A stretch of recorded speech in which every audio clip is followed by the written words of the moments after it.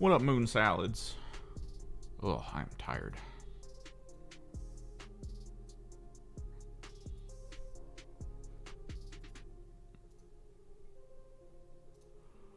Oh, let me get some stuff going. Get the other tweet out.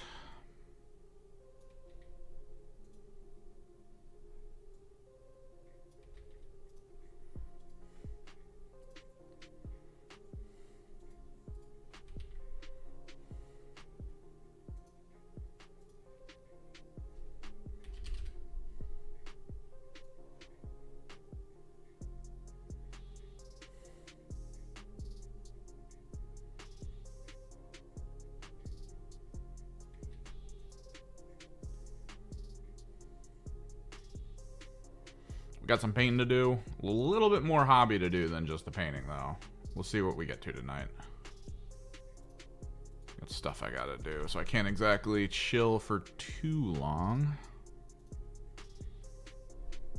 Probably a 3-hour stream, maybe.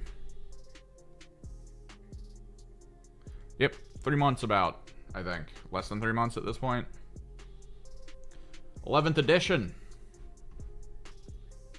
I mean, you're in here. We can go over it a little bit. We got hobby to do at later points in time today, but like we can show you some stuff. I don't know if you're interested necessarily, but we can go over stuff. Woot.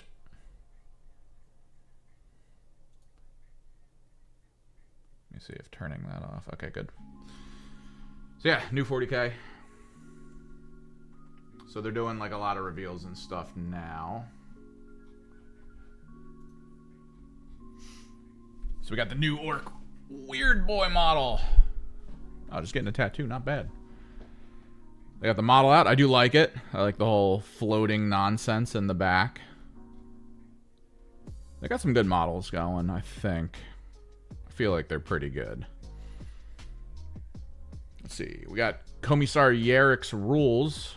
That just came out. Since he's coming back, you might as well bring him back if the orcs are gonna get some good stuff going. I still haven't looked at these yet. He can issue up to 2 orders, 2 regiment, squadron, or Titanic units, so that's nice. Can be attached to a bunch of regular units, it looks like. Death, Caesar, Krieg, Combat. Yeah, basically simple stuff. Cadian. Oh, he's actually got the I'm basically a Primarch abilities for your command phase. Yeah, so in your command phase, you select one of the abilities. He is now the IG Primarch. At the end of your opponent's movement phase, you can select 1 enemy unit that was set up or ended a move within 12 inches of this model's unit, and 1 friendly regiment unit within 6 inches. Dude, the frickin' the bouncing zonal control on this guy is going to be crazy. Make normal move up to D6. Shoot at enemy unit, but only if it's an eligible target. Declare a charge against that enemy unit, but only if it's within 12 inches of the regiment unit. Note this. Even if the charge is successful, charging unit does not receive charge bonus, which is fights first. So that's not bad. You can basically just have him wandering around with a unit and then have a bunch of defensive units nearby. So that's pretty cool. Oh yeah, Yarrick's back. Whole trailer for it. Bale Eye, Precision. That's the laser eye that he has. It's 2 shots, not bad. 2, 6, 2, D3 plus 1, Precision. Gotta be kind of careful with your characters around him. 6, 2, D3 plus 1 isn't bad. Las Pistol, Garbo, of course. Stormbolter, Garbo, of course.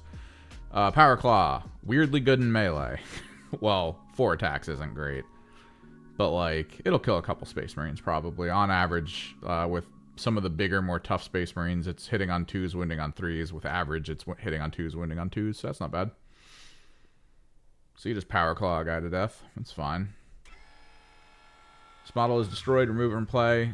At the end of the phase, roll a d6 on 2. Oh, he's a get back up unit.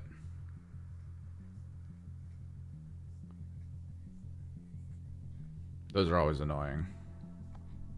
But yeah, he's back. He's out here Yarricking. It was a whole thing, because everyone was talking about it, right? Like, Khorne killed him. But, like, consider consider Games Workshop. Consider who they are. Consider their big characters that make everyone go like, that's a character, right? Yarrick's one of them. He's not dead. He has plot armor. He's never going to die. Like, it's just how it is. There's so many characters right now that everyone's like, maybe they're dead. They're not. If you're talking about them enough, they're not. They'll come back at some point. I mean, we got the Dorn potential. We got the Perturabo potential soon. Like, because everyone talks about them. They're big characters. They're never going to die. So that's going to be how it works. Let's see what else we got.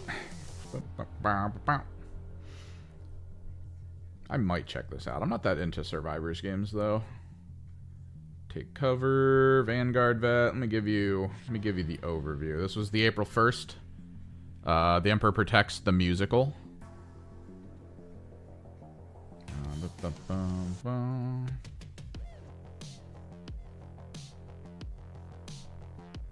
New 40K. It's the new box.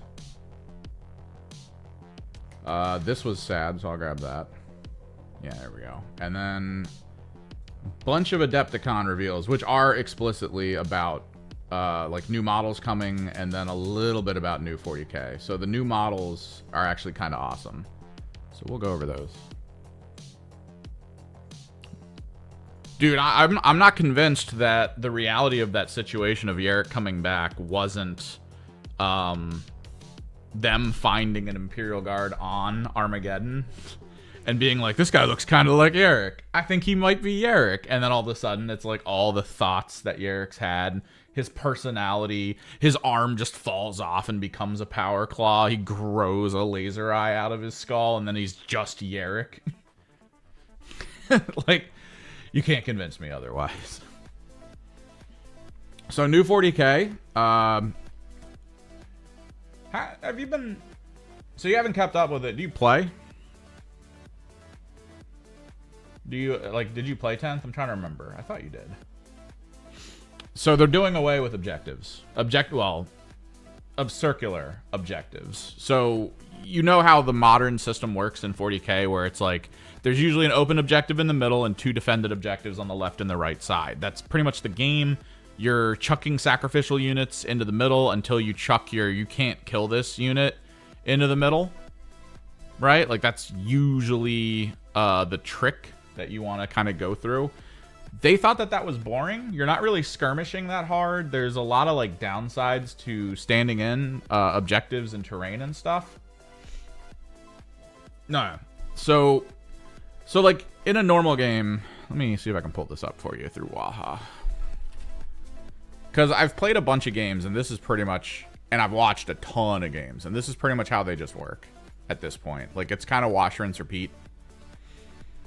Let me pull up a mission layout. Simple enough.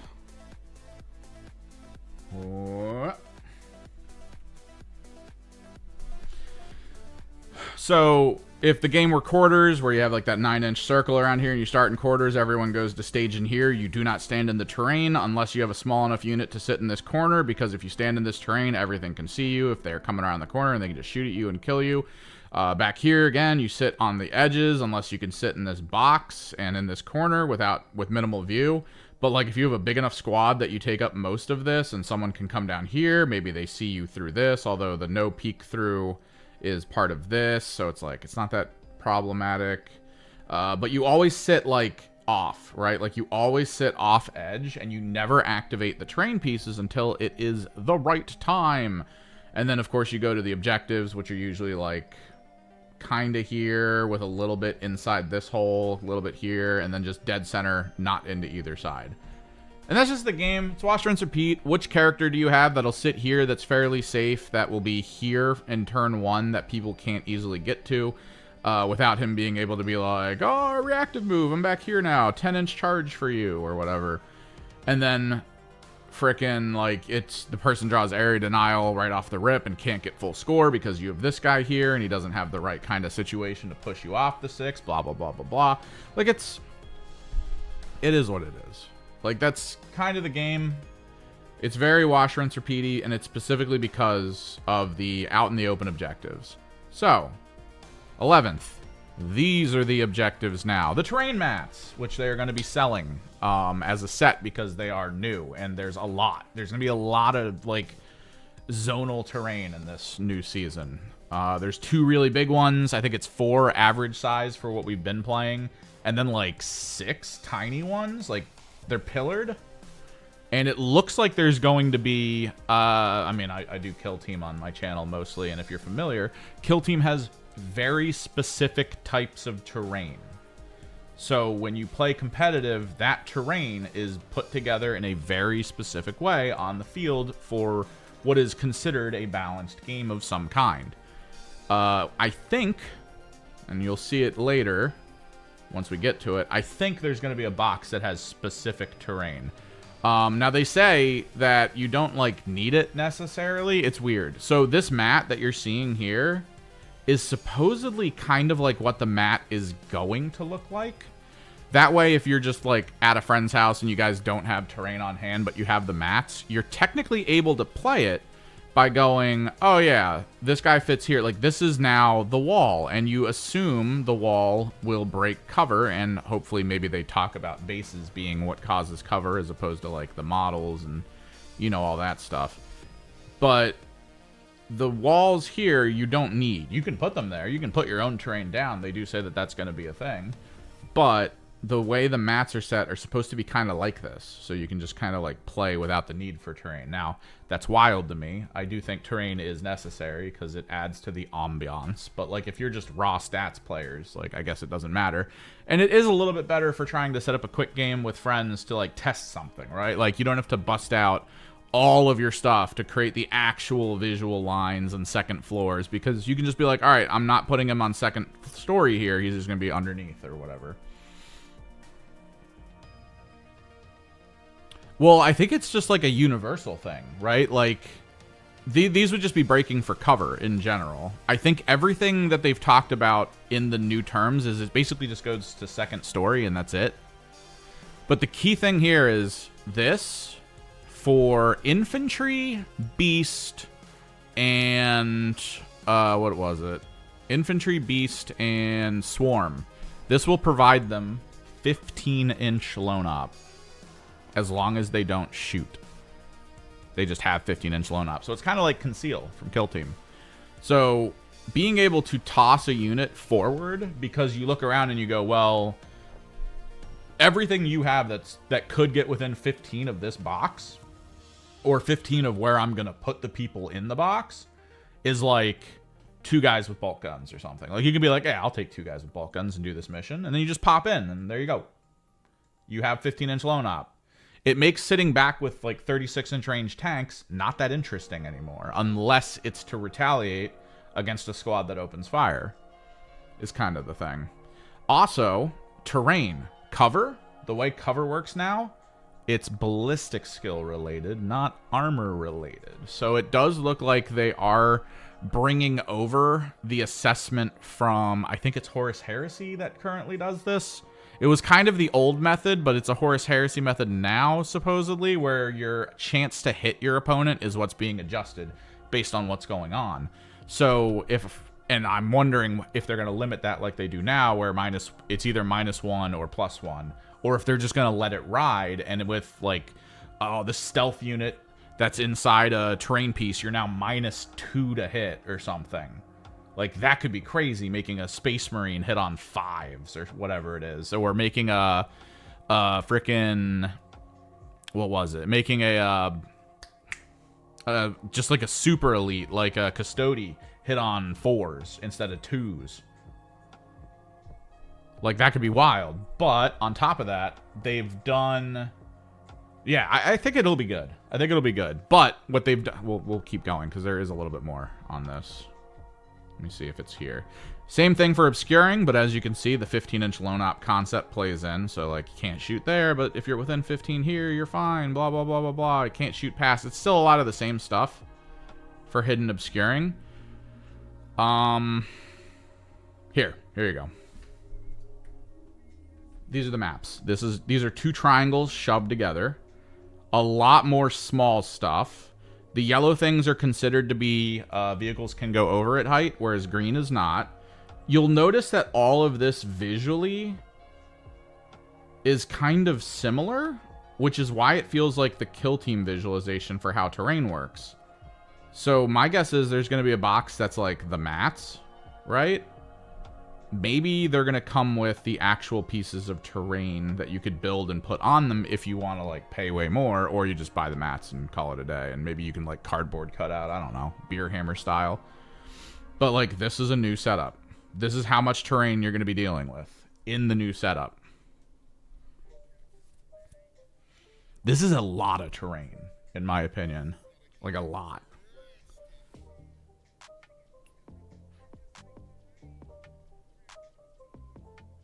You got to consider as well, the table's 30. So, like, this is the 15 marker. So, if you have people who can't get to this line, like, if you've got tanks back here for screening, and then you have someone sitting here, the tank most likely will not be able to make it within 15 to see them unless they shoot. That's crazy to me. That's awesome. Like, there's so much more kind of like odd strategic depth. But like, look at this. Look how weird this is. A disconnected L into another disconnected L with a tiny gap to two like, this is so much terrain. Knowing how to move units around. Well, no, that's the thing. Well, knights still go through walls. And knights will move far enough to just be like, all right, I have to start here, and now I'm here. Kind of situation. Like, they'll know. They'll know how it's supposed to work. And then you go here. But, I wonder if they have it here. They do.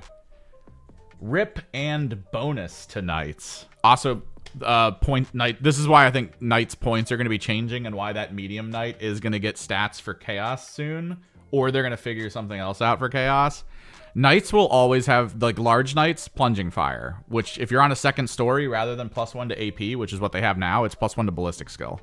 So, a squad on top of a second story, +1 to ballistic skill. A knight, a big knight, always plunging fire. +1 to ballistic skill. I'm assuming this is to people on the floor of the field. So, maybe if they go up a floor, like, they don't get the bonus. But, like, as it stands, units on foot, plunging fire. So all of the knights that got their ballistic skills reduced to 3 to justify the points drops alongside the health increases and the toughness reductions are probably going to go up in points, which means those medium knights that are coming out need to be in both factions, because it sounds, rumor-wise, of course, that what they want a knight's army to look like is one big knight, like 3 mediums, and then like 3 or 4 war dogs is what they want a knight's army in total to look like. If you're going to try to go all bigs, because I mean those detachments will still exist according to them, they're going to have all the same detachments, which means like Tyrannic Onslaught will exist, which is 5 bigs. I mean, there's value there, I guess, but we'll see how the missions work. Speaking of which, oh, and this is just new model. He looks okay. Eye of Terror, this I think was just the new models. So so you said you're not plugged in. You're also in Europe. I wanted to pre-order 2 of these. I had the cash for it, and I was in the store. I went to the Games Workshop store because Games Workshop stores usually have the pre-orders up like a minute or 2 before everyone else on the internet gets it. The kiosk at the store did not do it. The kiosk at the store would not refresh with the new models. So I wasn't able to get this because it sold out in a minute. In 1 straight up minute. And then 2 days later, a bunch of the orders got canceled. So what it sounds like, again, I don't think there's corroboration at all with this. It sounds like they sent the American shipment possibly to Canada, and the Canada shipment possibly to America, which means we got a lot less in America than we should have, supposedly. So they're kind of scrambling now to try to fill orders. Like there were places like big stores and big distributors who were like, "Oh, we're getting 200," and now they're getting 30. Like that kind of stuff. So I have a friend who supposedly has a line on 1. If we get it, we will build it. It will be my Emperor's Children Defiler. I do have a custom Thousand Suns Defiler, so I'm kind of cool with it. But the Emperor's Children Defiler is extremely strong.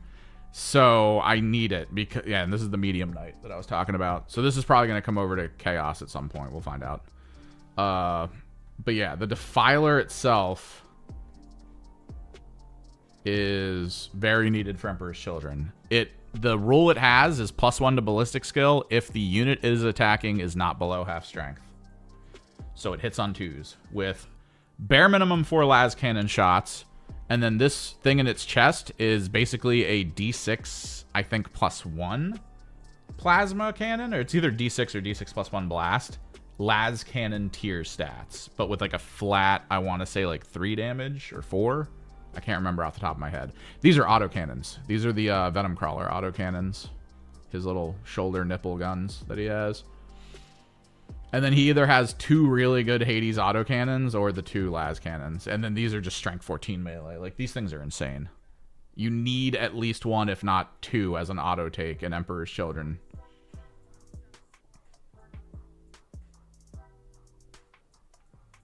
The bottom of the wrist. Dude, why are you typing? Jesus Christ. Are you voice to texting? So, this is another thing for 11th. Armies that you get when you put them together, you now have detachments again. Like, we have to like take force disposition style things, so we're gonna see what that looks like. Gives you wider choices for detachments. I think you have to like pick a detachment and then you get X access to stuff, and then you can pick like multiple detachments, because there was a card probably later that says like if you're playing 2,000 points, you have three detachments. The Yarick rules are okay, but he is the Primarch now, so depending on his points value, you probably want him. The ability to force a squad to shoot that's within 6 of the big squad at something that moves within 12, pretty cool. He's all right. Like, it all depends on his points, honestly, Turt Frag. But yeah, so in 11th now, when you pick your detachments and you get your force orgs and stuff, you get assigned this. It sort of like determines your play style in a form of like, oh, you're a reconnaissance detachment, you're a priority assets detachment. Then when you go to choose missions, I think these are, yeah, you go to choose primary missions, it's based on what your opponent has as this. So if I'm running a disruption list, you have access to the disruption missions to try to beat me with points. So it creates a little bit of variance by needing to assess like, oh, my list is good with this mission in Take and Hold, this mission in Disruption, this mission in Purge the Foe, unless it's this enemy, and then I need to do this mission. And then if you have multiples of these, supposedly like they could be like, oh, your list is really good, but it's priority asset Purge the Foe. And again, rumor, I don't know if this is going to be the case. But if I was running like a Purge the Foe priority asset disposition, and you looked at my list and went, oh, this priority asset mission is way better into you than any of the Purge the Foes missions, you could just go this route kind of situation. So yeah, primaries are actually pretty big. Like, these are kill team level in terms of mission, in my opinion. Like, there's so much going on here.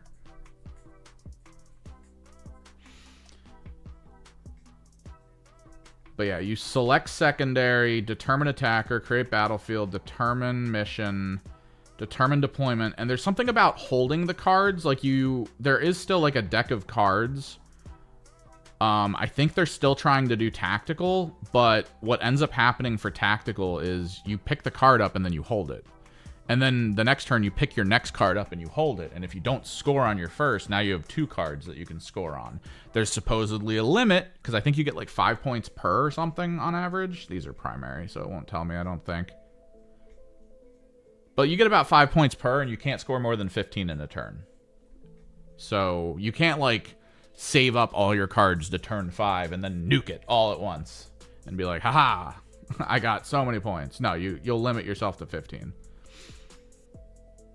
So there is a little bit of a limit. So this intrigues me, but I am a little bit like on the fence about it too, because I mean, we did experience this 10th edition arc for all the cards, and every card set that came out had a part of it that was like, oh, this is a smart way to deal with balance, which then everyone playing looked at and went, oh, you can abuse the hell out of this. And then they did. So they all abused it, and then Games Workshop was like, oh, crap, we'll change some of the wording, and we'll get rid of this. Like, the current edition we're in has the twist cards that no one uses. Or no, it's not the twist cards. It was the underdog cards or something, where you get a card if you're below a certain points value, and whole games would have like 20-point swings based on if in turn 5 the underdog drew a specific card. Like, if he drew a specific card and looked at it, you could easily go like, oh, this works, and then you just get like a 15-20 point swing, like right away. And you could go from a very hard loss to straight up a victory. And that's why they stopped using those cards. Because it kept happening. Big games at big tournaments would be like, well, you win. Oh, wait, no, I win. So, yeah. So we'll see what survives of this, what gets adjusted, what we're told to no longer use, or what we're told to use instead. This is it. So when you play 2000, you get 3 detachment points. You have 4 enhancements total and 3 units per type, doubled for battle line. Kind of normal, but I'm interested to see what the hell this all means. Like, if I go, like, what, because it's all disposition, so if I pick for 3 points 1 detachment to get like the full list, like, is it going to be like, oh, you can only take this many like elite units, this many characters? Yeah. So you spend these on the things we were just talking about, where you have those like force orgs that give you this, because every force organization has this attached to it. So maybe spending 1 point gives you something tiny, 2 points gives you something like okay, 3 points is basically you're all in, that's the army you're running, and you're going to get the full tilt of it. No one knows how the ploys are going to work in terms of like what you're going to have access to from those detachments, or what like these detachments will provide you differently. Enhancement limits. This is actually kind of cool. So you have 4 enhancements you can take. And if you have a detachment that you don't really have any characters you care about in it, you can actually give enhancements to up to 3 regular whole squads. So there's enhancements that are apparently marked where you can be like, I really want the +1 to hit, and I want it on all 3 of these squads. So you can just put it out there on 3 squads. You have to pay for it each time. There's like a different value for it. It's kind of cool. And the way it works going forward is, unlike the weird shenanigans we've been getting in 40k right now, where if you kill a squad, the leader will separate from it, become its own unit, blah, blah, blah, blah, blah. They say the leader is always leading, so you can't take leaders and then units and then put the leaders in the units per game, which I don't like as much, because I do like the idea of having some adjustability where you can decide like, oh, well, I don't need my leader in this squad, I want to use him for something else. This was something John Lennon was doing with his coterie, actually. John Lennon would he took 3 squads Noise Marines, 2 cacophonists. And what he would do is he would decide at the beginning of the game if he usually wanted one of those cacophonists to go solo. Because if he had a cacophonist running solo, the squad wouldn't get the sustained 1, but he would have basically a Terminator Lord to go do other things. Like, he could keep it in reserve as a deep strike. He could put it close to mid early game to send him out to get area denial by himself and be one of the cheapest possible area denial gainers in the game. Like, he wouldn't have to send a whole squad out there. He could just send 1 guy and not care. And it was a whole thing. But now, if you take a cacophonist and you go, I want to put it in this Noise Marine squad, that's what you have. There you go. Can't take anything else. But supposedly, if he dies, the Noise Marine squad will continue to have the sustained 1 benefit he provided. Supposedly. We'll see. We'll see if that's still the thing. Boss Knob. Everyone makes fun of his tiny arms. He's got little arms. He's an okay model. They got the new Intercessor, the new regular Orc Boy. They're talking about how Orcs now carry their melee variants and ranged variant guns, so you don't have to have either. So that was a big thing. They're doing something new for Apocalypse. Supposedly making it easier. And this is the coolest model to come out of the announcements so far, in my opinion.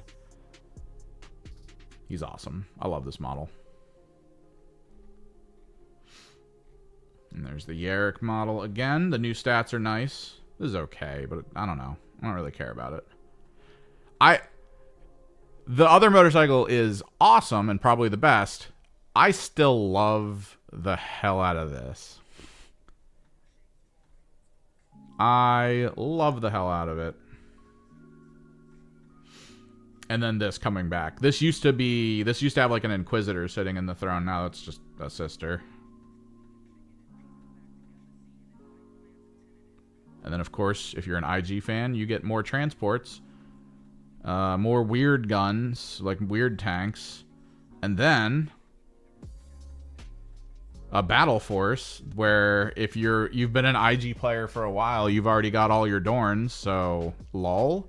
You've probably also got more than enough Cadians, so lol, and then all the new tanks. So consistent fans of IG buy this like 2 times maybe for all of this, and then figure out who to sell this to.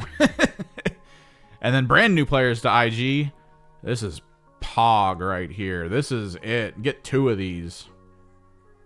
Take 2, call me in the morning. Oh, and then new battle forces for Combat Patrol.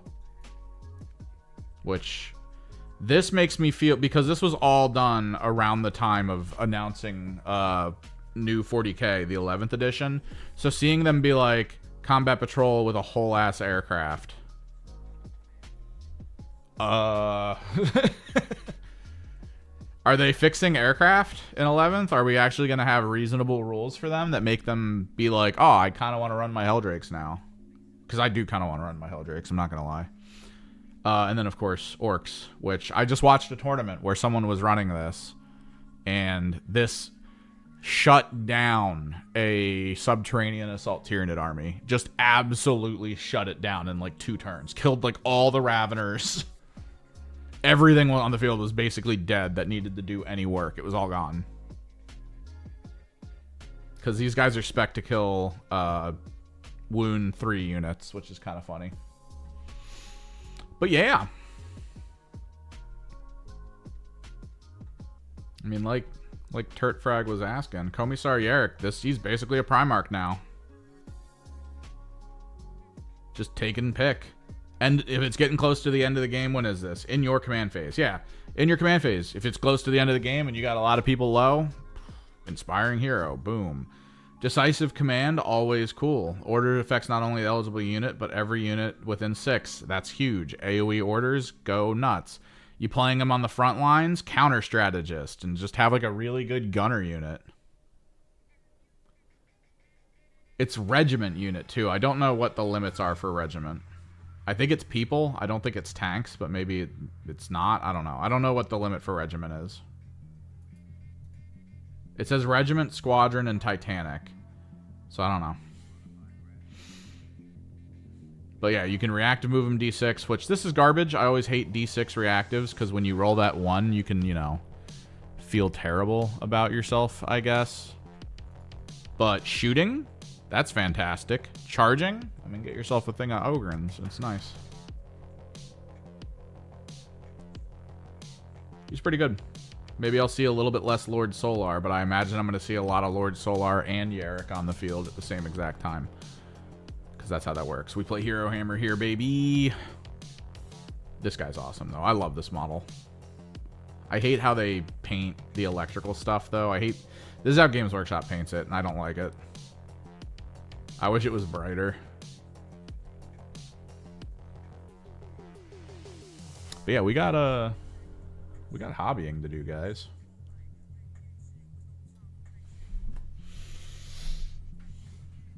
Ugh, I can smell the chicken curry I'm cooking. It's too good.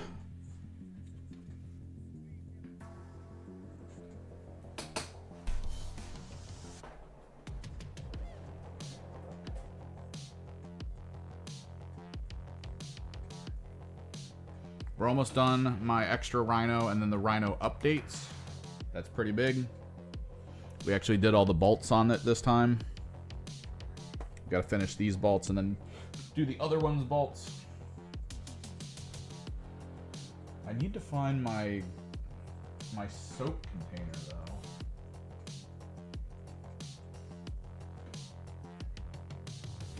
But how you all doing? You guys doing fine? How's the tattoo going?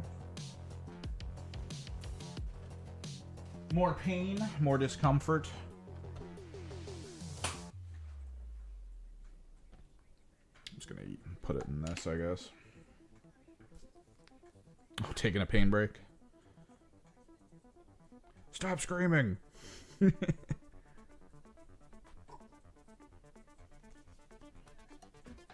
But a few people tell me I should be a tattoo artist. I don't know.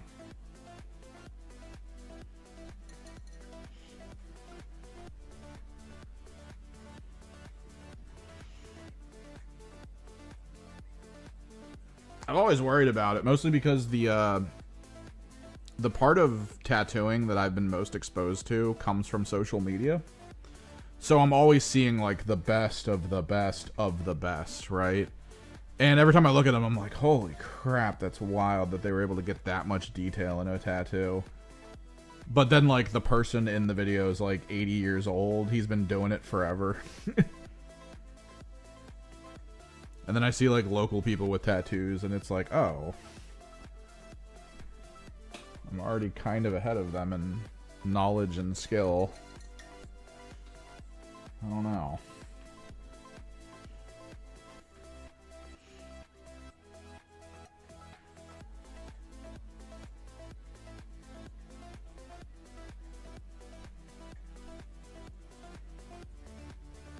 Alright, we gotta get a little bit more yellow. And these.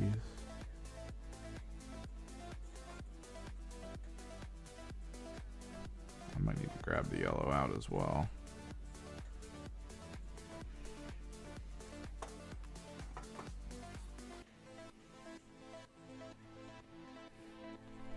Oh, got my new cacophonist, my buddy.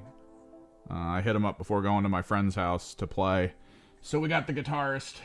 I moved him to a cacophonist-sized bass. So my third cacophonist is technically in the bin, ready to go for when I paint the rest of the Noise Marines.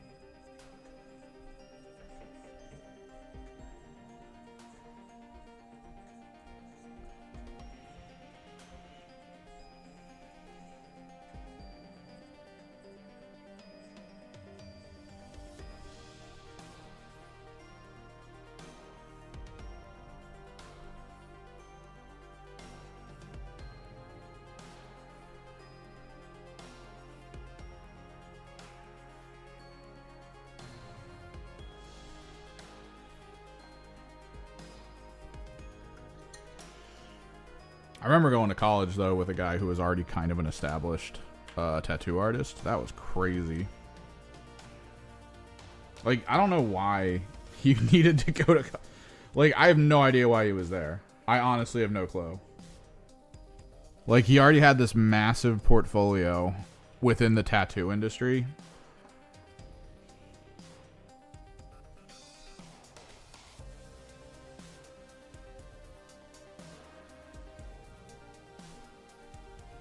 The whole time he was going to college, there were three different tattoo groups, like tattoo stores, who kept having him in as a guest tattooist. Yeah, man.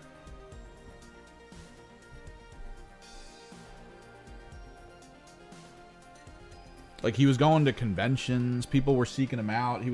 He'd be in class, setting up, like, hours to go, like, work on someone's tattoo.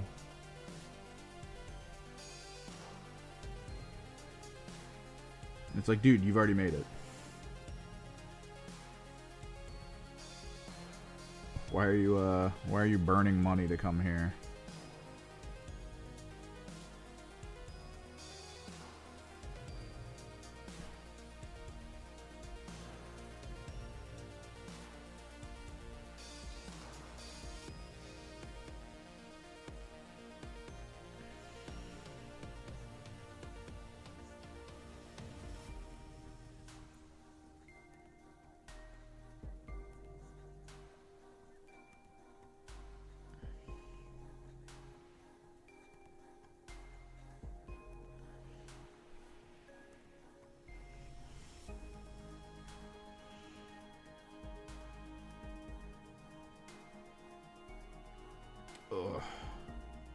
hand's got the twitch today. It's an uncomfortable position to hold this stuff.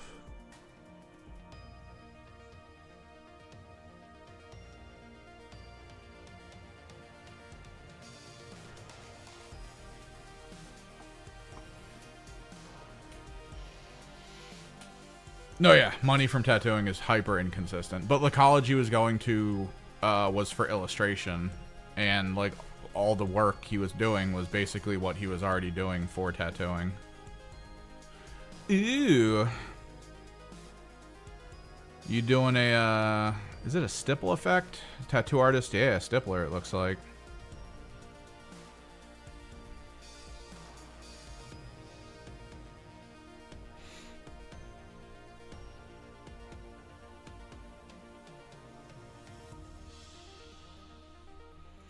It is hella inconsistent, but like depending on your area and depending on how much you travel, it seems to do well. There's a couple local guys that are like internationally known. Like people will come out to either comic book conventions. Like I want to paint here. So let me make an adjustment for you guys.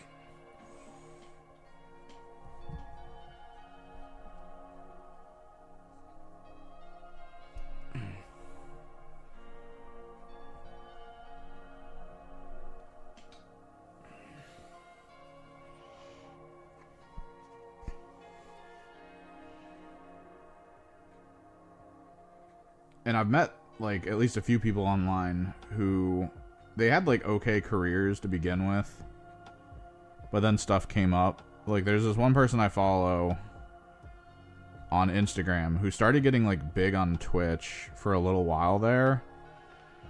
He just recovered from cancer, and like he was an illustrator, and he was working for sort of like a lumber company. He was doing like orders and stuff. He was kind of like a admin, I guess.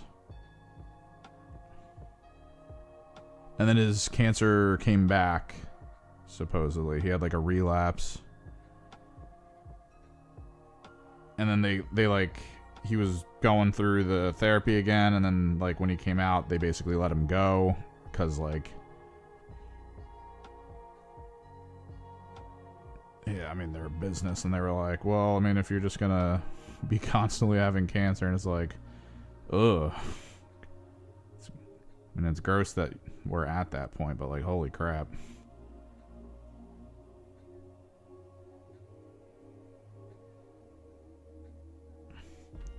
So he became a tattoo artist, and he seems to be doing really well. He seems to constantly be getting work in it. Alright, rivets done there, as well as the updates to the sides.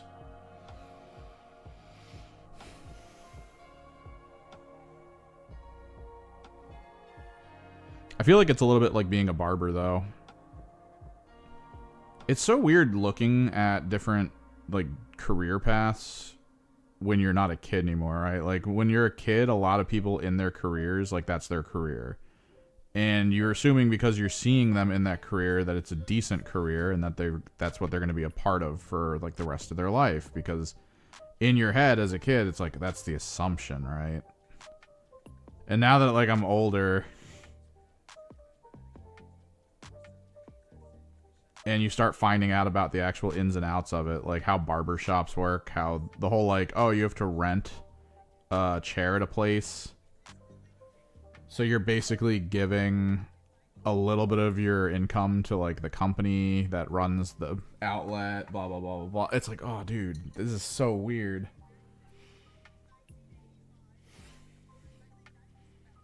And it's always a little different, I think. Because like I've always heard things like, oh, be a truck driver. That's huge. But then you start seeing all like the new looks at like what it is to be a truck driver now. And you find out that like the average company will make you rent their trucks in order to run their stuff, and it's usually like a good bit of money off of whatever you're about to make.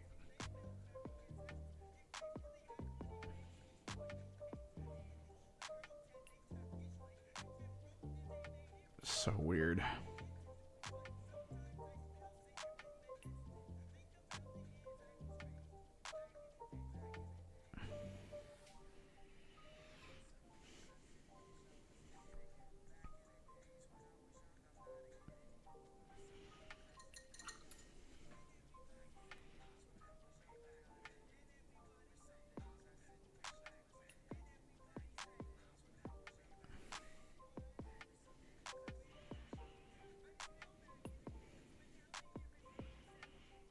We're at the point where all I gotta do is get the white highlight, I think. No, I think I already did the white highlight on the new one.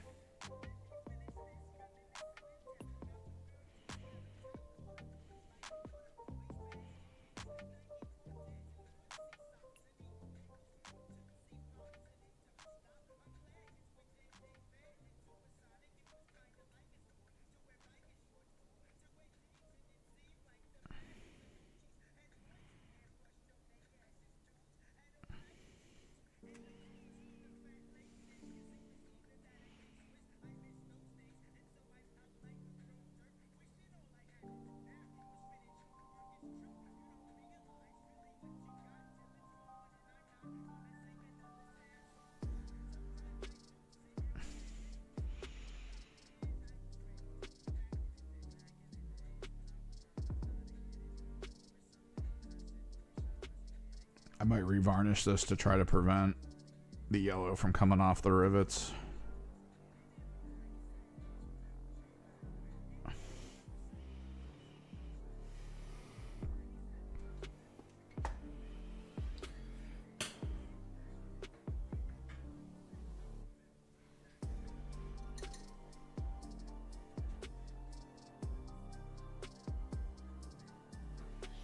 Yeah, a lot of people seem to go the military route nowadays.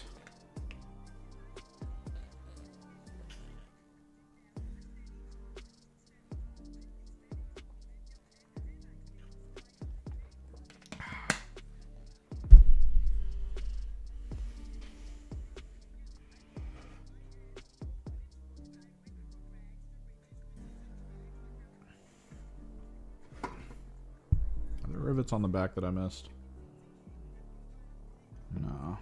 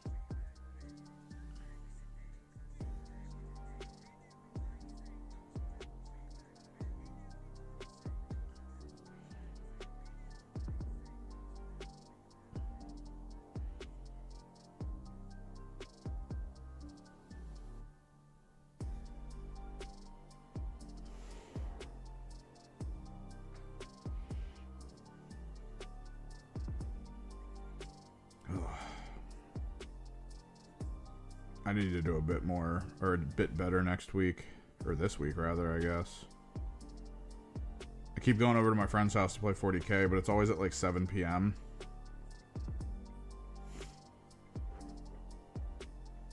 And eventually we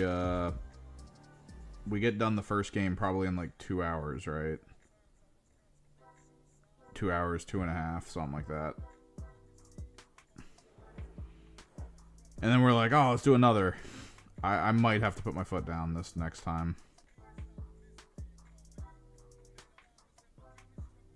Because every time we go for a second, it takes like 5 hours. It's 3 in the morning when I'm leaving that place. And then I am destroyed for like the next 5 days. I'm too old for 3 a.m.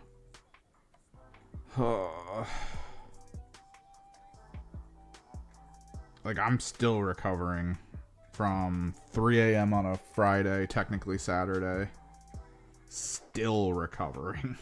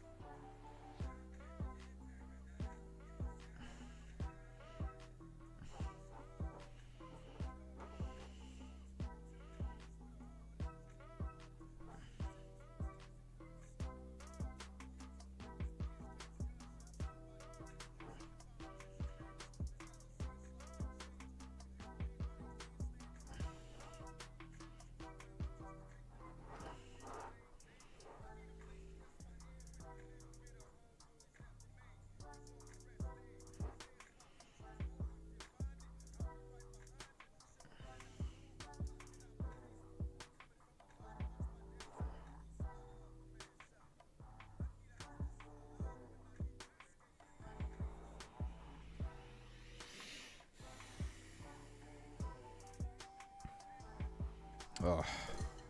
It's brutal, man.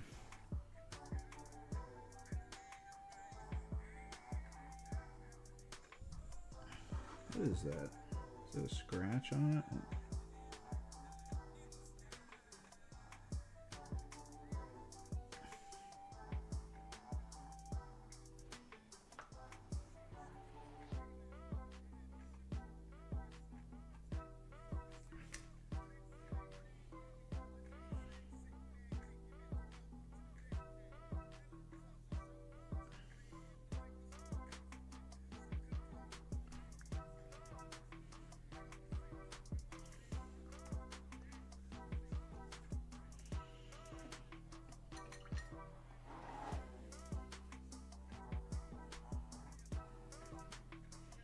I was genuinely hoping I would be up by like 9 today. But it was like 2:30 at night. I was already like trying to go to sleep at 1, but like it wasn't happening. I was just laying there till 2:30.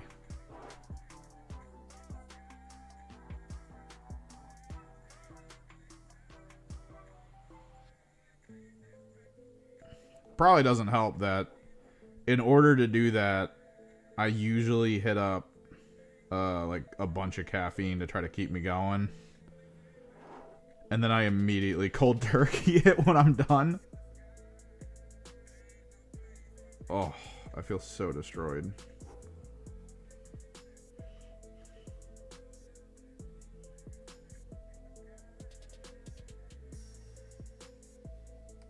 Dark purple? I didn't use a dark purple at all. That is cobalt. So the cobalt, you try to get all over up here, and then you do white ink, and then you do the fluorescent purple. So the cobalt runs as kind of the split between the pink and the purple. So there's no low. It's just, there's cobalt in spots.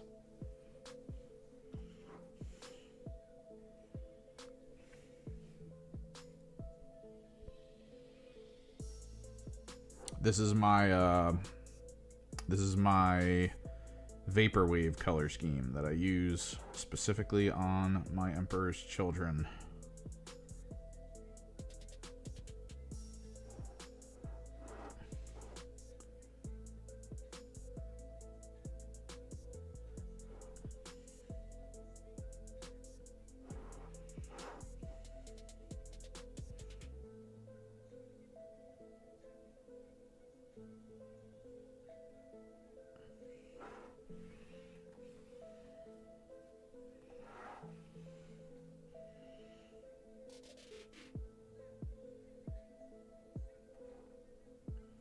What sucks is this is the rhino that I put together that didn't go together properly, so I kind of want to like get a new one and throw this one out. No. I hate that feeling. Like, it's a vehicle that I don't even care to use necessarily too much.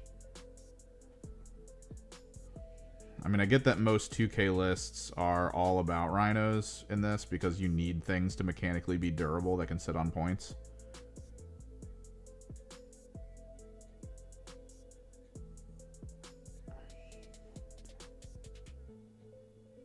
And if you have noise marines, these are ideal because these can advance, disembark, and shoot.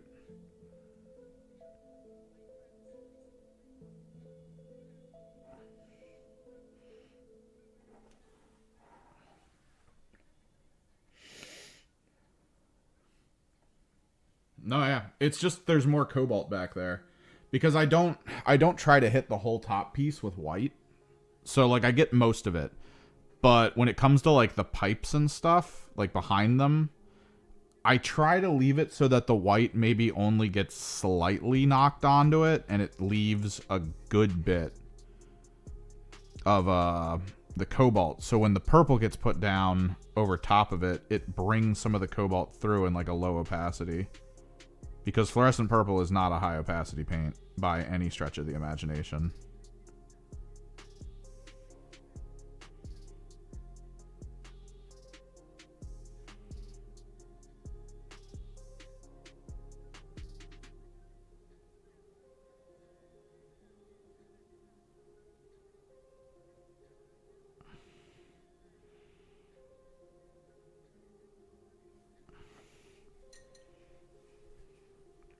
So it's just using undercolors, basically.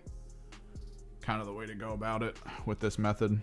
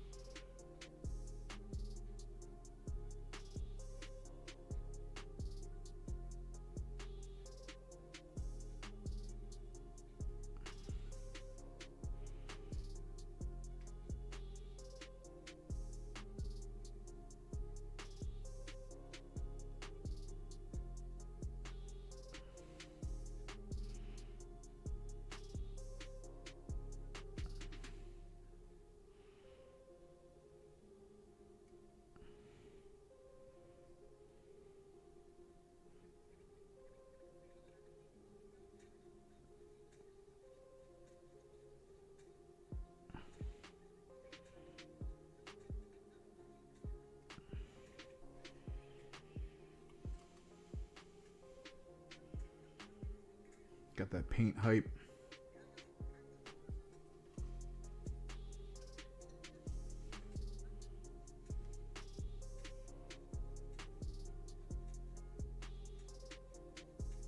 This is a very calming thing to do.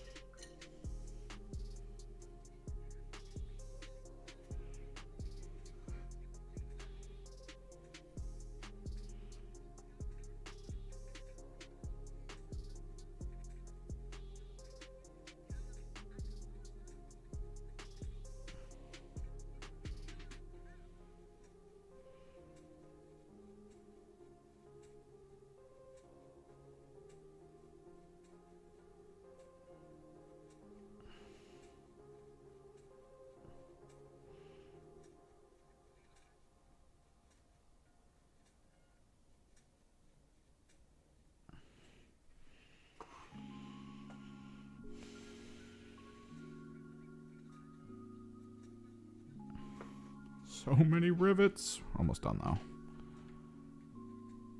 Light on the horizon.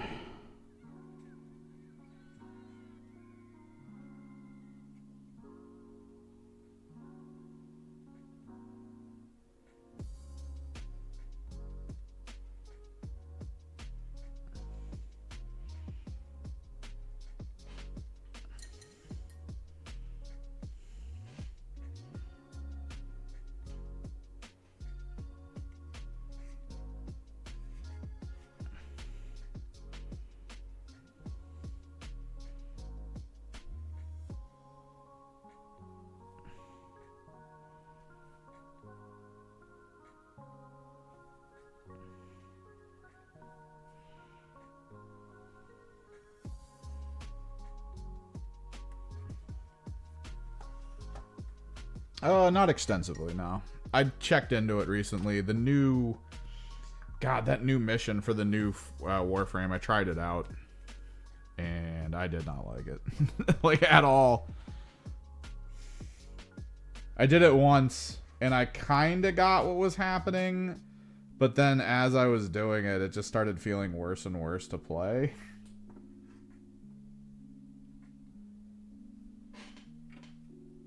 Alright. So this is the Rhino that's new. All set.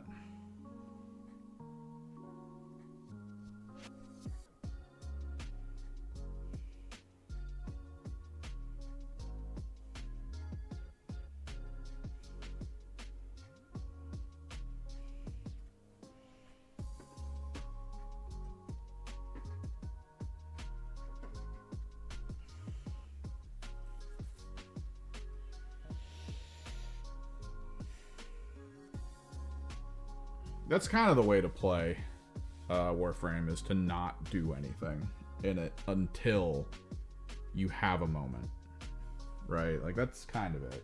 We need to quickly paint these.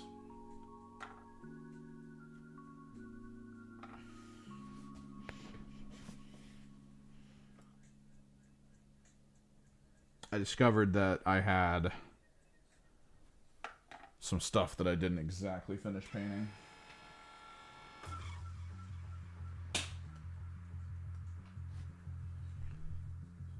So I got Xerus.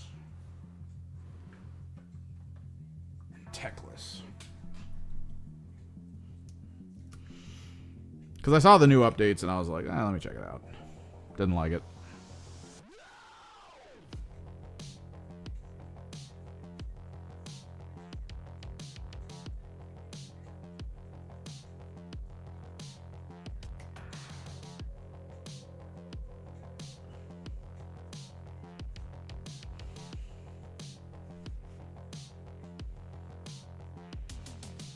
And Warframe has hits and misses.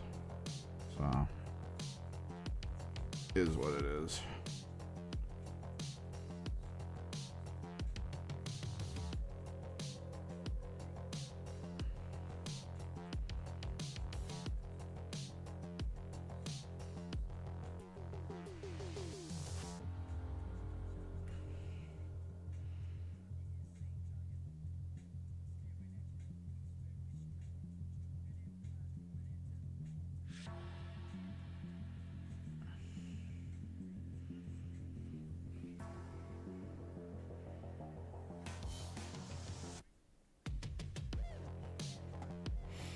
No, yeah, I think I'm 1,200 hours recently. Yeah, these are the autocannons for War Dogs.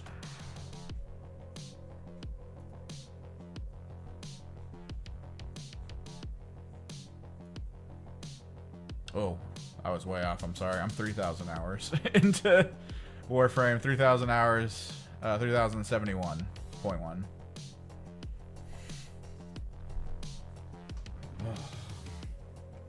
That game, man.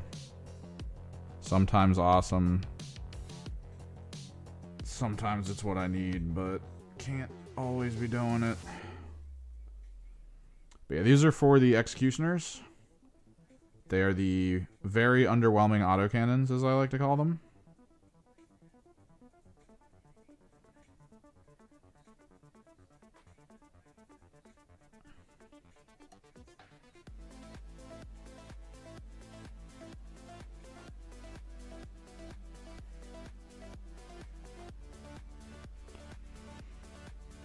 I am trying to find something to play, like to actually play. I beat Crimson Desert, in quotes. There is a bunch of like post-game stuff. Well, not like post-game, but there's a few things that aren't related to the main story that eventually come up, and I'm on one of them, and I don't want to do it. I see how to do it, but I kind of don't like the approach. So there's ways to make god tier weapons in this game, but you have to build up the like enhanceable abyss markers to a point, and then you expend them in a sort of gambling mechanic to see if you get something really good. And if you do get something really good, you can kind of apply it to like whatever weapon you want. It doesn't matter. And you can make that weapon pretty god tier. Like the upgradable components I have usually go to like, let's say like crit 3 or attack speed 3, but you can get crit 10 and attack speed 10. So that's kind of crazy. There's upgrades for like 40% increased damage to explicit types of enemies. So the trick is to have like 5 weapons in the variants you want for what you want. And then just have it with like crit 10, speed 10, and then plus plus 120% damage to a specific type of enemy. And then when you know you're about to fight that type of enemy, that's what you equip. And you end people.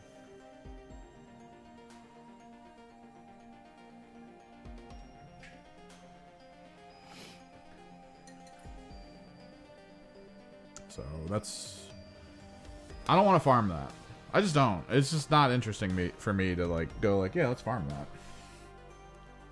Because I have one boss that I need to kill, and that's probably the only way I'm going to kill him without being super annoyed and just overdosing on food in that game.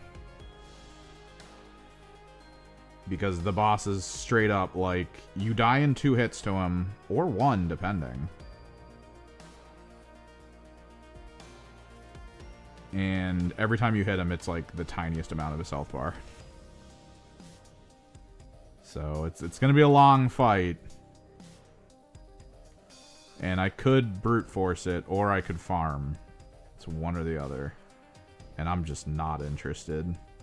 It was cool seeing some of, like, the secret things in the game, though, coming up. People are realizing a lot of, like, the fun secrets in Crimson Desert. Like, if you're in, like, a specific kingdom and you have purchased the crown for that kingdom from the one vendor that's in, like, the castles, usually. The vendor that only sells stuff based on, like, the things you've done for the kingdom. If you wear that crown and go to specific vendors, you'll have access to extremely powerful and interesting gear.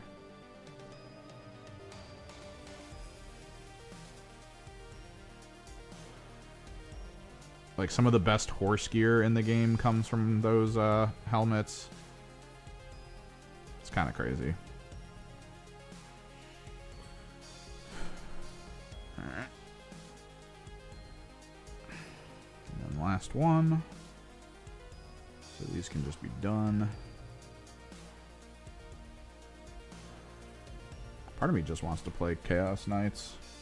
Everyone's talking about how Chaos Demons are about to vanish in 11th. Which I think literally makes Chaos Demons like almost Chaos Knights almost unplayable.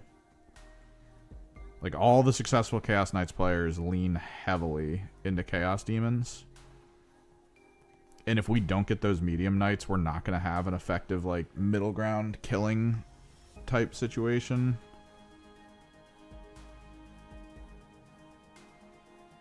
It's going to be weird, man.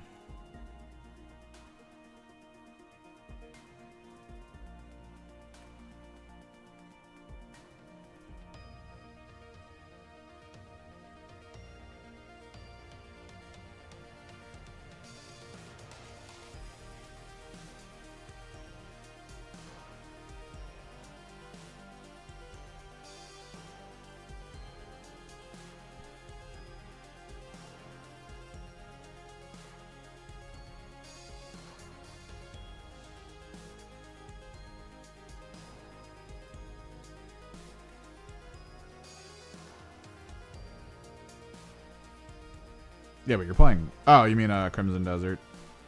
Crimson Desert is fairly... it's like fairly... What's the word? Optimized. It's like okay. It's not always, though. There's still like weird issues I've seen. And like some of the people I stream with for the podcast have seen as well. Alright. So the only thing we have to do now, well, 2 things, is either airbrushing the Noise Marines,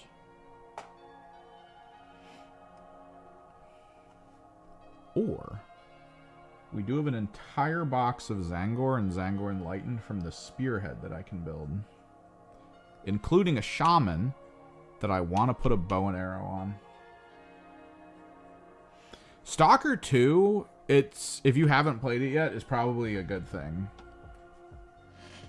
The amount of stuff they've added to it, like, this is kind of... So, we've talked on the gaming podcast I do about how, like, we kind of hate that games just, like, come out broken and then patch, right? The thing I hate about games is when they come out and you have to expect that if you were to wait, like, a year or 2... a bunch of new stuff would be in the game. And for multiplayer games, it's like, alright, I'll play it up front and I'll just keep playing it. And that's fine, because it's a multiplayer game. But if it's a single player game like Stalker, which I do kind of hate that, because I did love Stalker's multiplayer. Let me make sure this is in the right spot. I love Stalker's multiplayer back in the day. for like the 2 weeks that people played it before everyone would quit. Let me grab. I don't need the drill.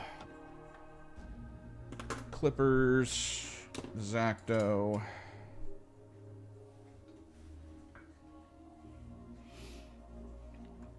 But man, like, I started playing Stalker the day it released, and it was good. And then, like, they started actually dropping proper patches to, like, update the stealth and give you more options and expand the story. And it was like, oh man, why would I play this now then? Why not just wait? Metro, though. Supposedly Metro.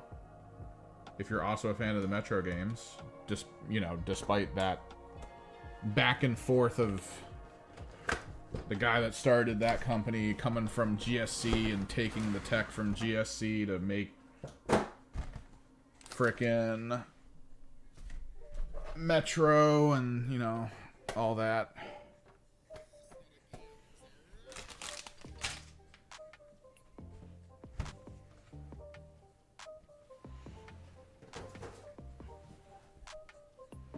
Get some magnets in here.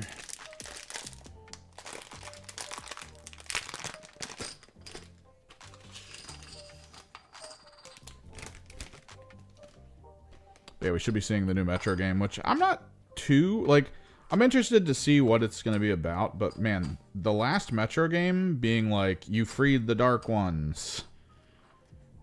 Humanity now lives on in a new form. To then be like, hey, let's do a sequel to that. I don't know if that's like the way to go about it.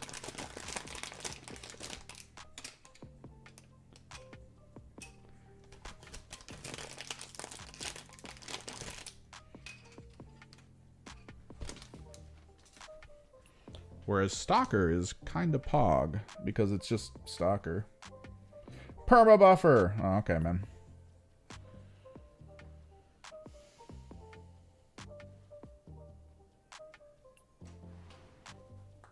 We lost a good soldier today. A talkative viewer is gone.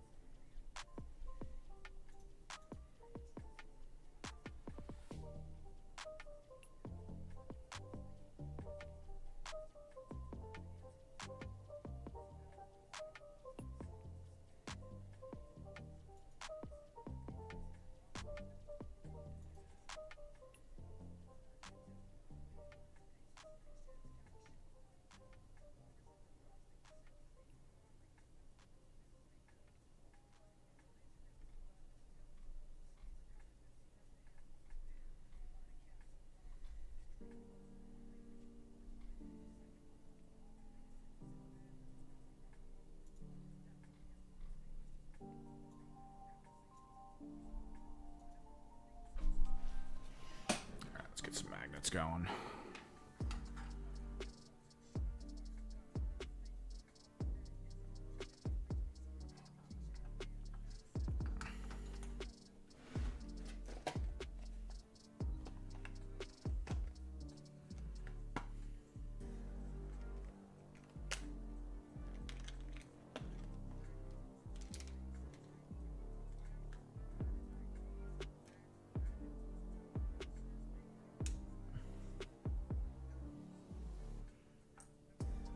I do kind of hope I get the Defiler. My buddy said he might have a line on it, but you never know. That line can fall apart. A store can be told, oh, we told you 30, we actually mean 20.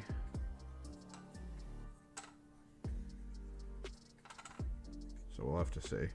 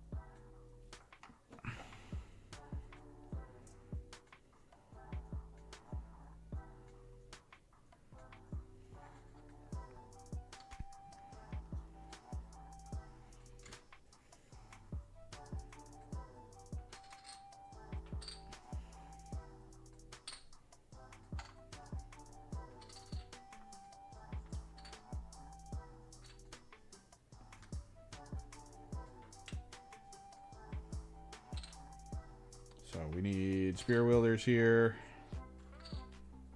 One shaman that I'm probably going to try to give a bow to.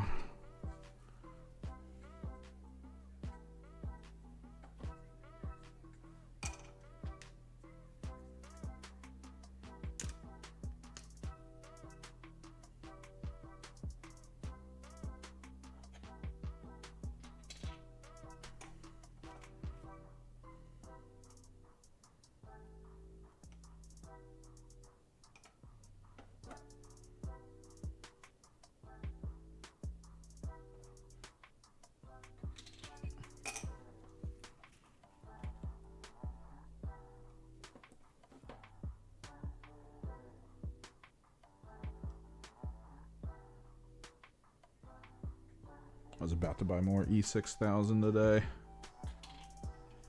Because I know this one's getting weird. We're getting to the end of it. And I'm always worried that it's just going to be like 100% dry. By the time I get around to using it. But I think we might be good up till what I have.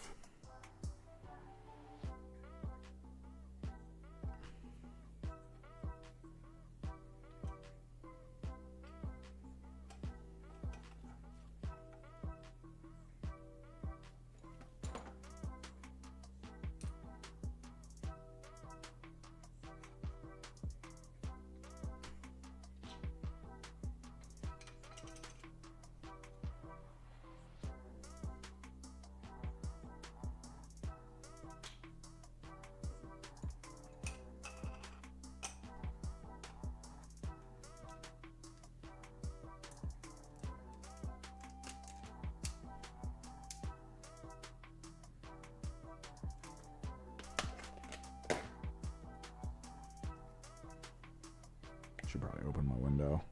Actually, I should probably go get my laundry in the dryer. Facts.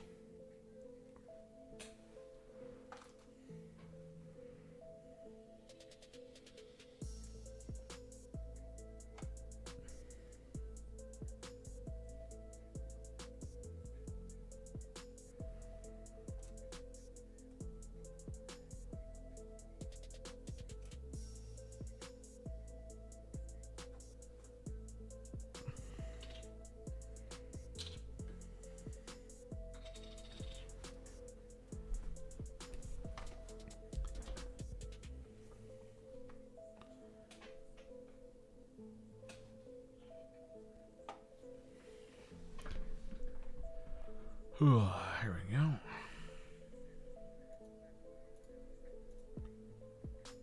BRB chat.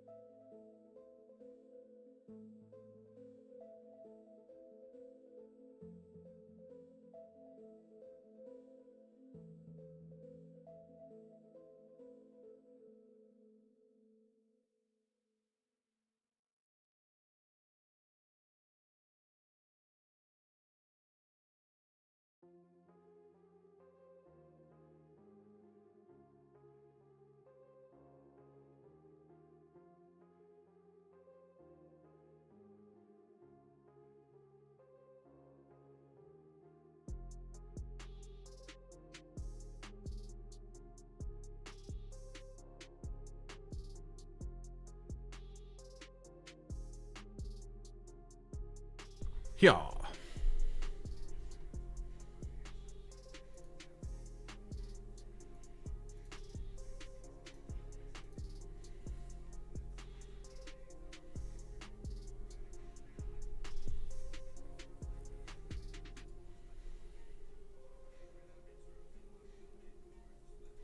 The YouTube stream all right?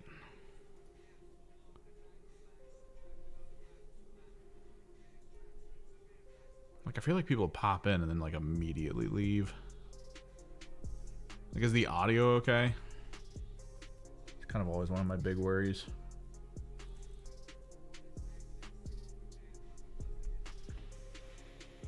I'll watch it back when it's done. It's 3 o'clock. We still technically have 2 hours.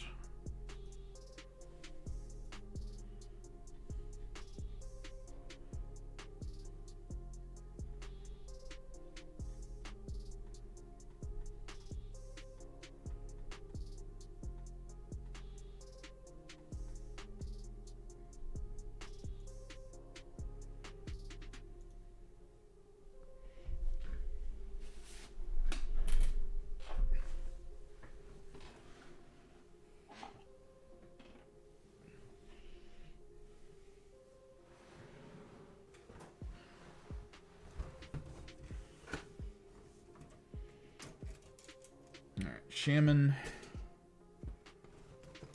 We need regular ass Zangor bricks. I am not making a horn bearer, and I am not making any of that. What we're gonna do is we're gonna make 10 shielders, just straight up shielders. That way I can have a 20-man Zangor squad.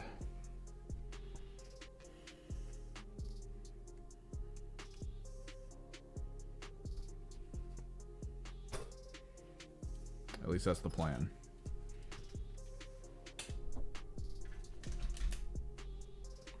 So it's going to be a Zangor, a shield, and a sword. We're going to need these pieces, maybe eventually, for if I do get a Tzeentch Defiler. Maybe.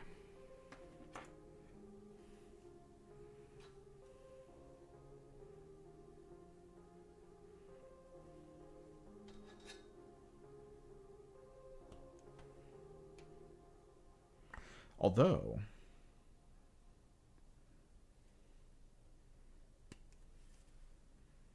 I am going to need heavy weapons. How many heavy weapons do I have access to in this box? Because I never glued a lot of heavy weapons together for Zangors because I didn't really care about it.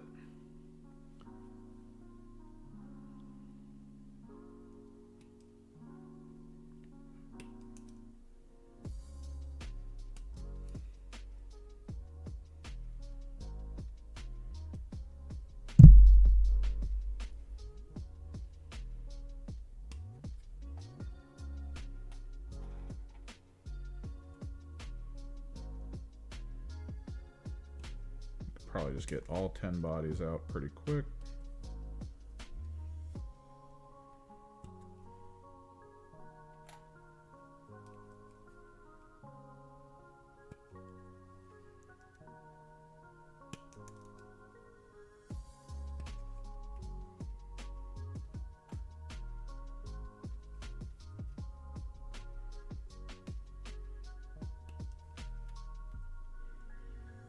Part of me wants to look into the new AOS rumors. The whole idea that, like, they're going to be combining all the realms, getting rid of the side ones.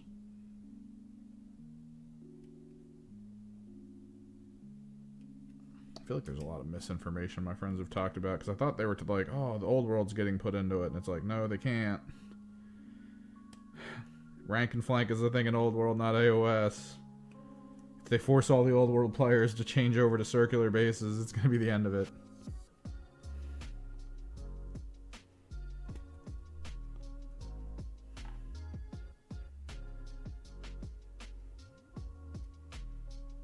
I mean, I kind of get it. I don't hear too many good things about Old World. specifically in play. A lot of people buy into it. It's just no one plays it. Around here, specifically. Supposedly in, like, I don't know, Brazil, maybe some European areas, it's a lot more interesting, but, man, US is just like, oh, I love the models. I mean, that's fine, I guess. It can be a hobby game. It's not an issue.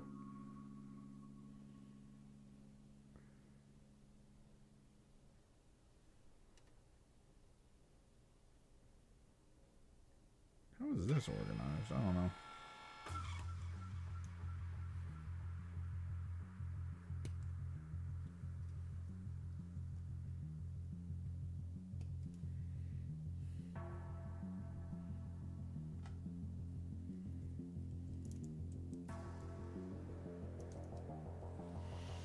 You know I've built enough Zangors if I'm clipping all the bodies first. This is me basically declaring that I know the way that Zangors go together is you have the core body, and then you apply the left and right chest, depending on which weapon loadout you want. You can apply pretty much any neck you want after the fact.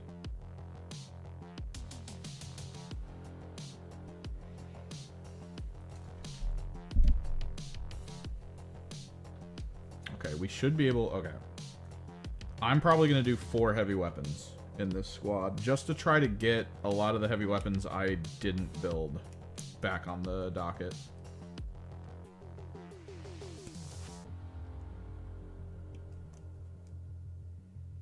Maybe.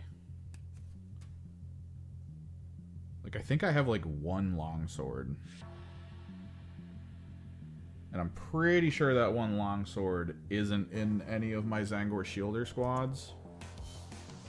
So technically, in my Zangor Shield squad, if I... Oh, I actually kind of want to know.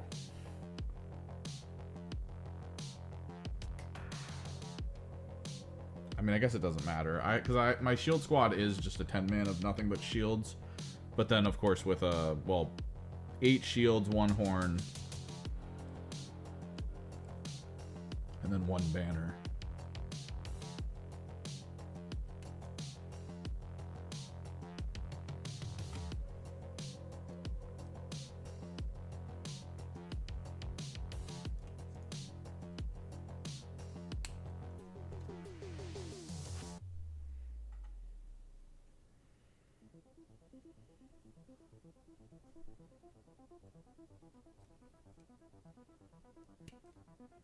If that is the case, that is technically a good idea to do 4 heavies, I think.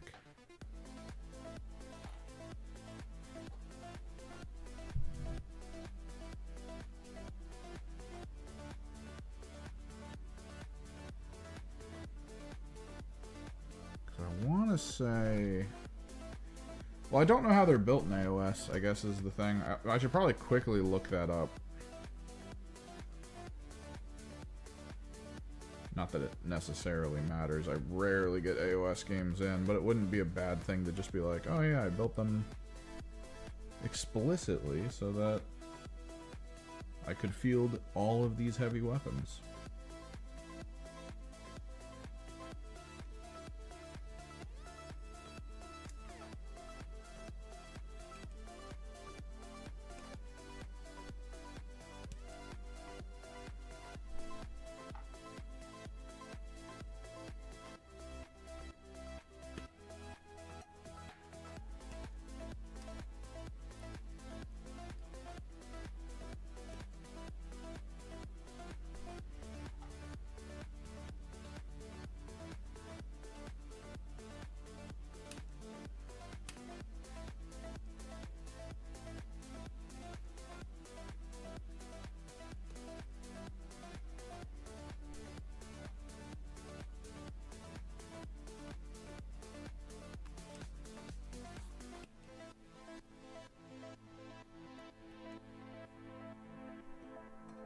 Okay.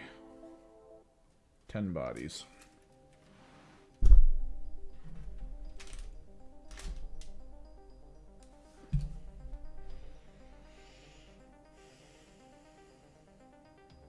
I should probably take Besieged off my wish list in Steam. I keep forgetting it's in my wish list. And I keep getting, like, I get an email every week about it being on sale.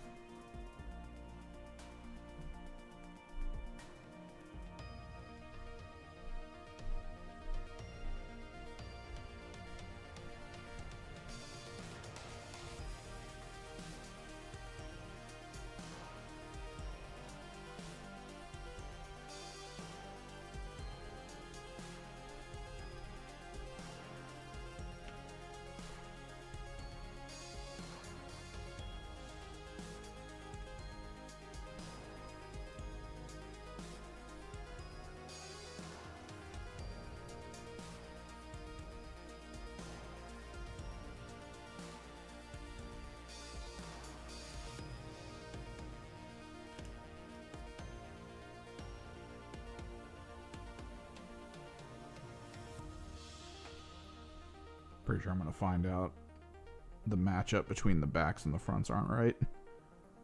I remember there being a weird thing about these where, like, the fronts and the backs weren't next to each other.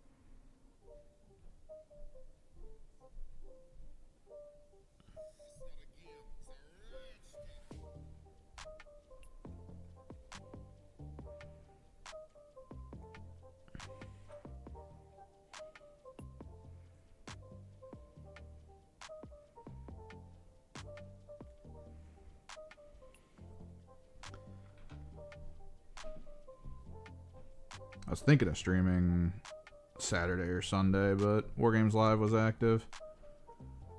That was actually a local tournament. One of the people from the local group that I play at was actually on it too. I think it was game 2, day 1.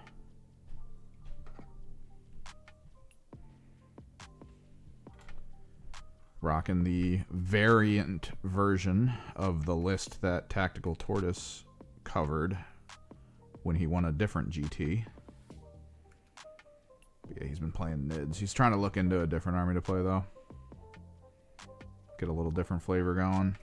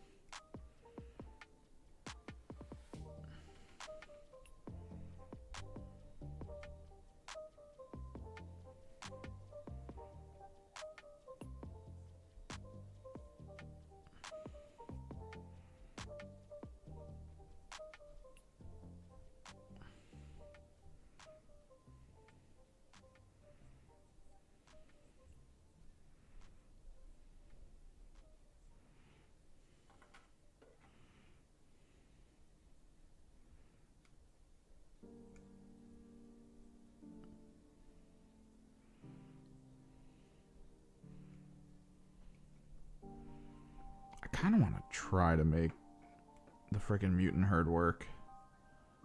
I don't even know how, though.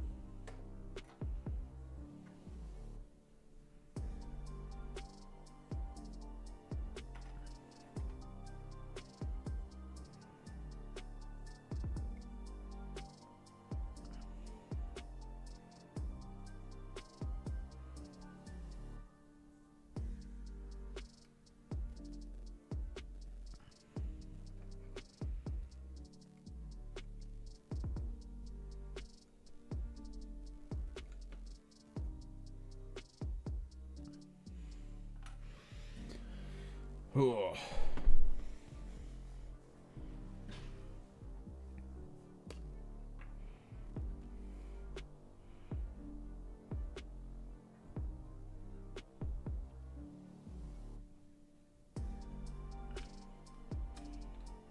Should probably check, make sure that this lines up first.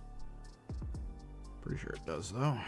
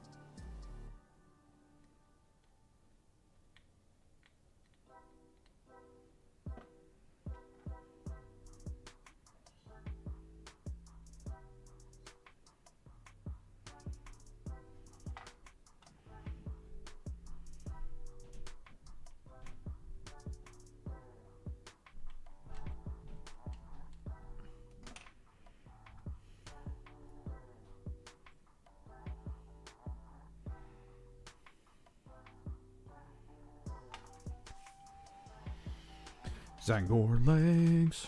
Zangor legs.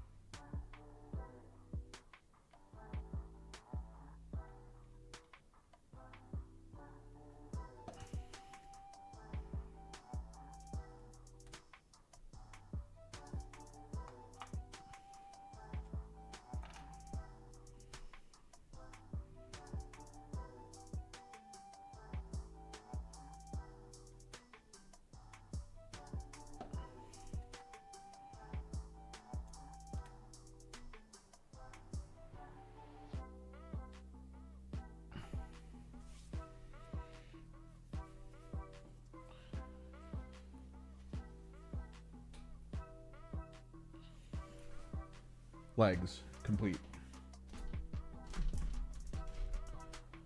Next up that matters is sword shields and heavy weapons. So we got to get the heavy weapons together. So I need to know what parts the heavy weapons have access to, because there's probably a chance where they both require the same arm, and that's gonna suck.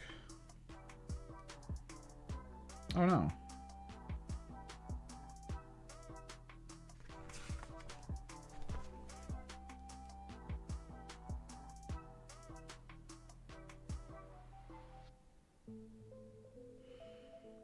B62, B65. Okay, we got it.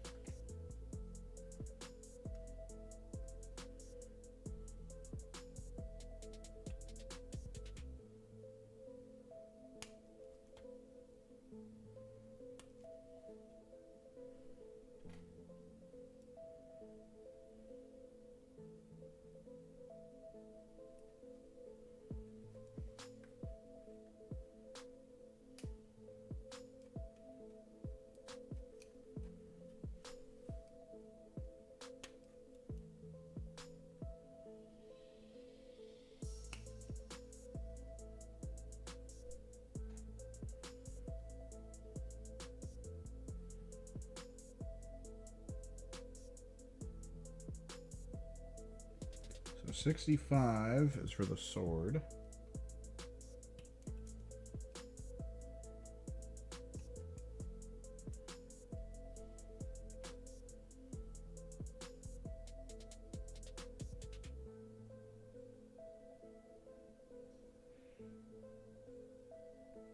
$62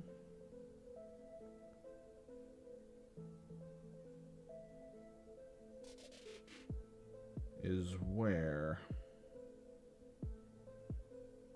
70, 67.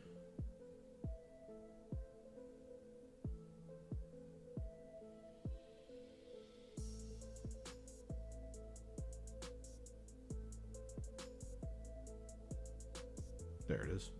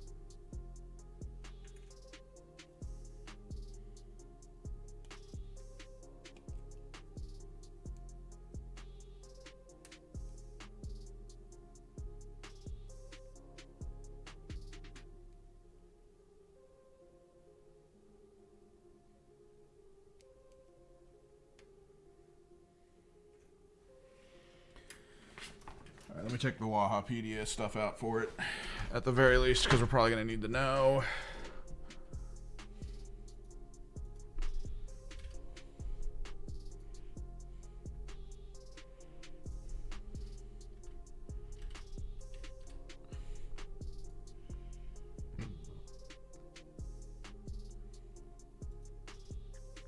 Age of Sigmar. Wait, is Age of Sigmar 4th? I thought it was 3rd. Disciples of Tzeentch.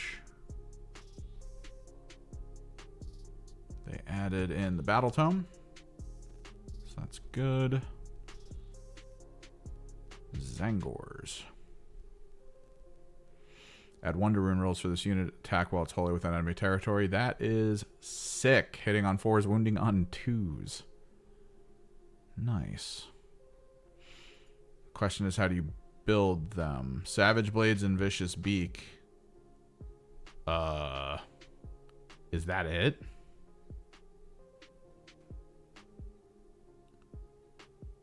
Zangor Enlightened, Skyfire. I think they got rid of all of their weapon enhancements. So yeah, it does not matter what I give them. They have Savage Blades and Vicious Beaks. 3 attacks, crit, 2 hit. So every 6 gets doubled on a 4, 50-50. Technically that makes it closer to like 60 something percent, 70-ish. And then wounding on 2s while in enemy territory. These are pretty good. Rend 1, damage 1. It's not bad. They get a musician and a standard bearer, of course. So yeah, there's no shield variants. There's no like, oh yeah, this one has shields, so you get, you know, something better. So let me see if the instructions even brings that up. It does. Zangors are just, doesn't matter what weapons they are, 3-4-3-1-1. Heavy weapons it is. Just to have some, because I didn't really use any heavy weapons before.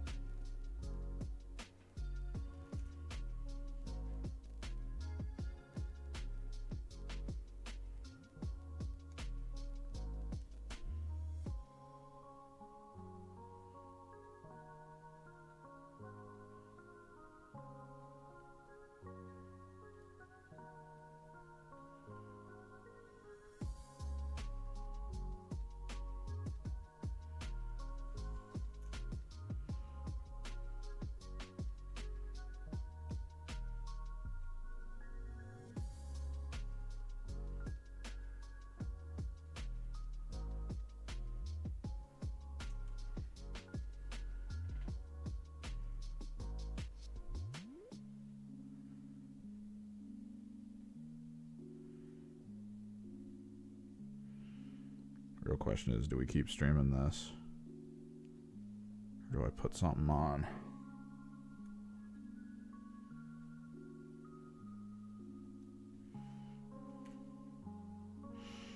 Because I don't know if people like watching me build. Maybe paint is pretty good, but I mean, you see that I'm trimming plastic. Do you even care is the question.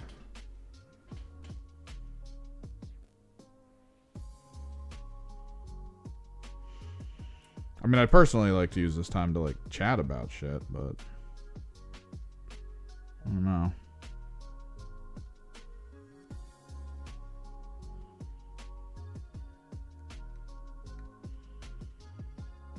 I'm starting to feel like I might need to reserve my stream time for if I have a setup together so we can play, like, a game of Kill Team on stream with people.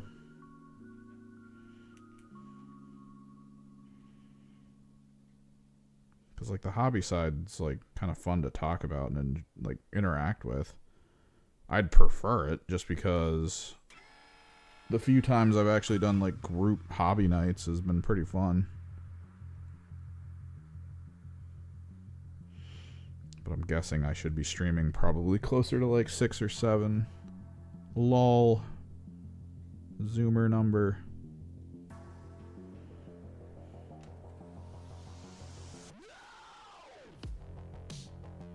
Like, it is midday on a Monday.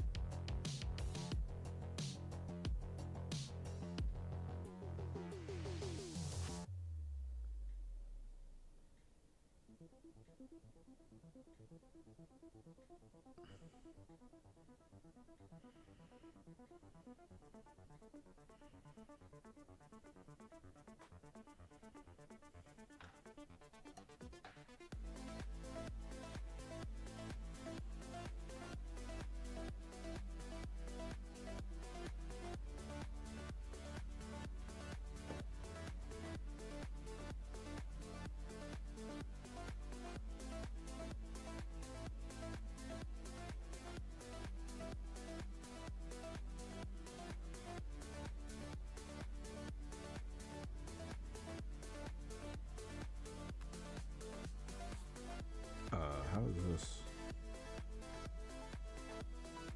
Guessing like this?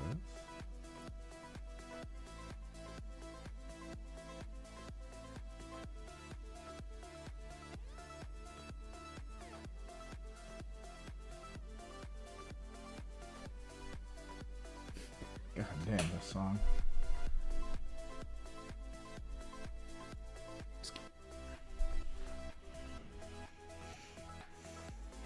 It's great when it's a playlist that has Spike Spiegel as the image in front of it, because it is lo-fi hip-hop, which was very much the Cowboy Bebop vibe.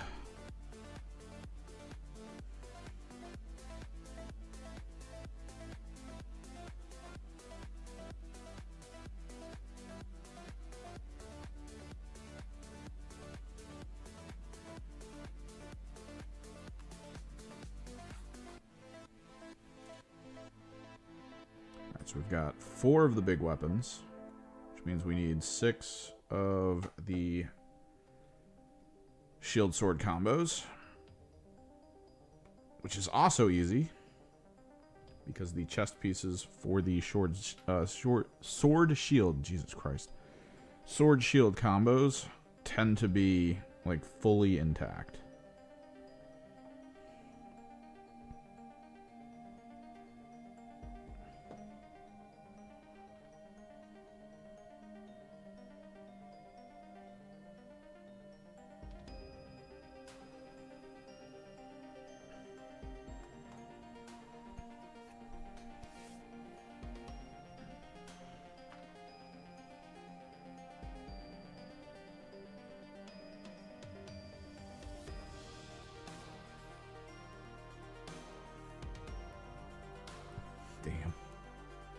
Stab up the track like my name is O.J. Simpson.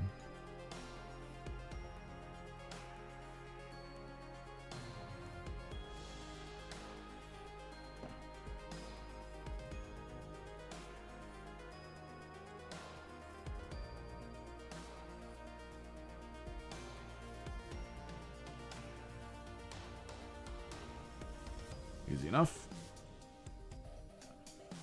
Like I said, it's all the frickin'... Oh, what's up, Harold?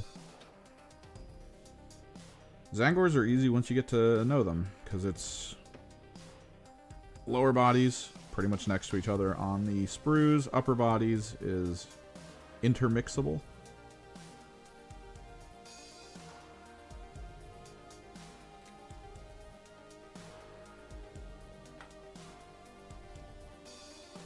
What you up to? We finished painting our rhinos for the Emperor's Children. We have the Noise Marines and my Cacophonist conversion. Well, not conversion, but just Cacophonist that I'm gonna run. I got the Fine Casty from my buddy, so that'll be my last Cacophonist. We are now building Zangs. So many Zangs. I'm gonna try it at some point here. I'm going to build a extremely overwhelming mutant herd and see how it works. Because I don't think it's gonna work, but it is what it is. Still a Zangor fan, despite everything. What you up to? Gotta get some swords and shields going here.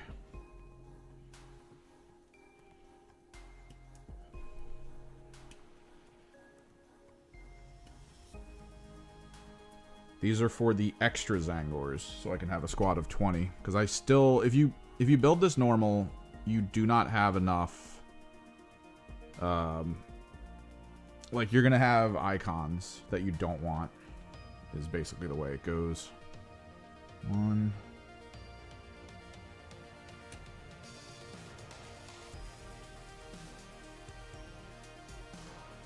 2, 3.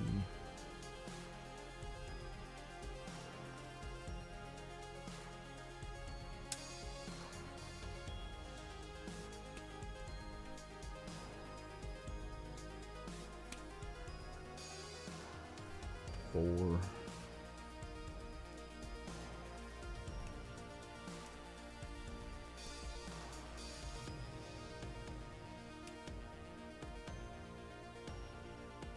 5.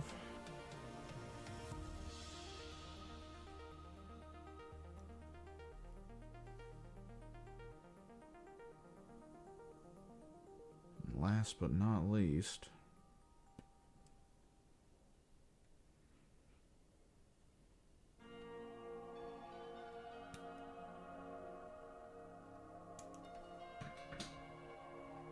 yeah, what up, Badger? Man, everyone coming in chat saying hi and then just like vanishing immediately.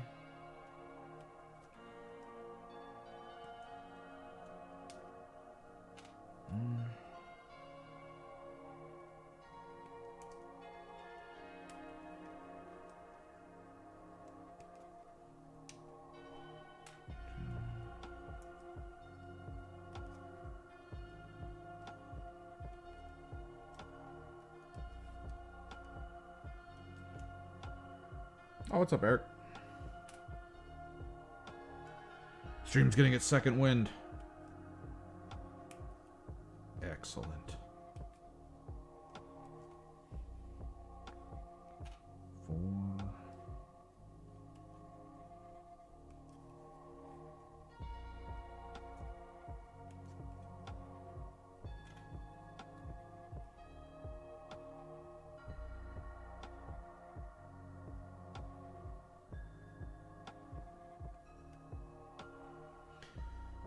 Ooh, you want your dragon to be white scaled?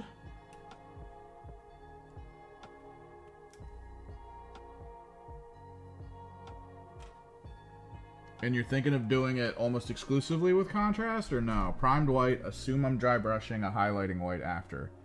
So you want it to be blue. So here's the thing. How would I do this? If you want it to be dark, there is already a dark blue, Drachenshade. You can just go over the whole thing with Drachenshade and then go back over it with blue.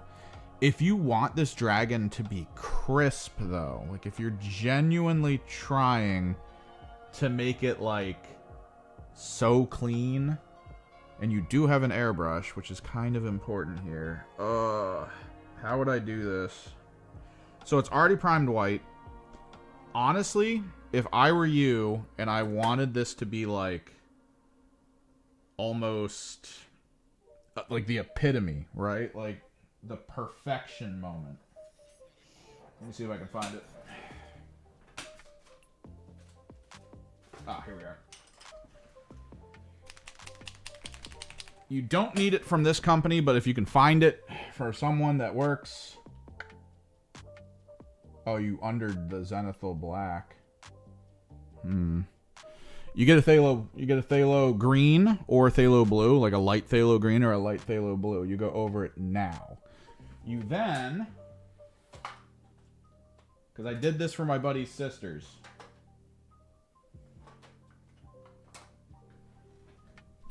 You use a neutral gray through your airbrush.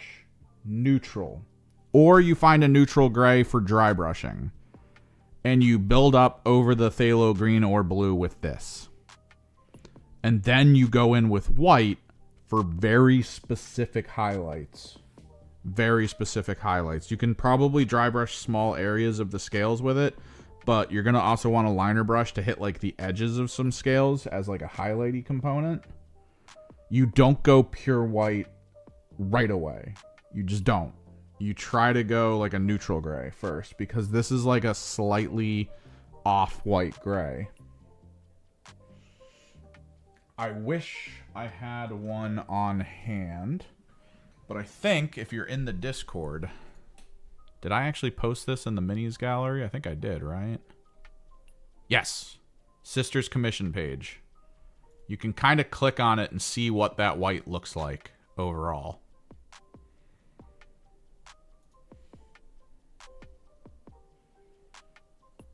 But you want to limit the white, because if it's in too many places, it's not going to be as impactful, right? Like you're just not going to have the impact of like, ooh, that's really bright, because if everything's bright, nothing's bright. It's kind of the way that feels.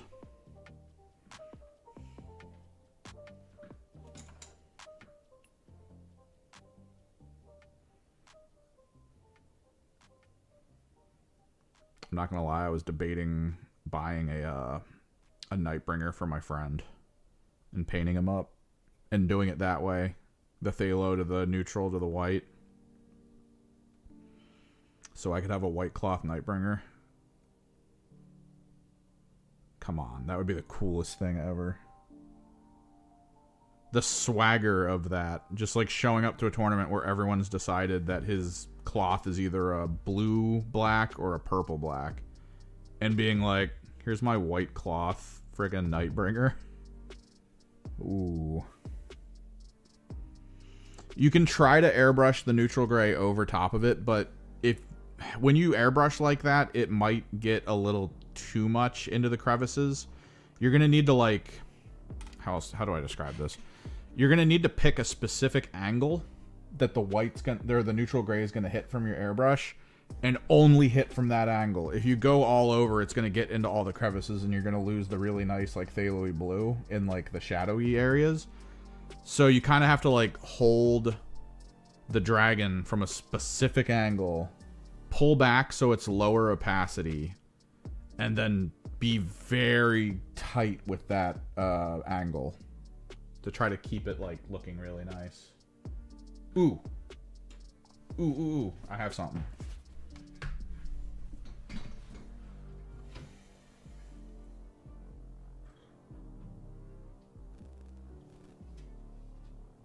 Saved by the display case. I might have to Mess around with the camera though. So kind of like the scaling there, because that's airbrush based. I hit it from a specific angle. You can see the turquoise, but then you still see the pink. It's because I only hit this from this like top down angle from slightly behind it, and only in that area.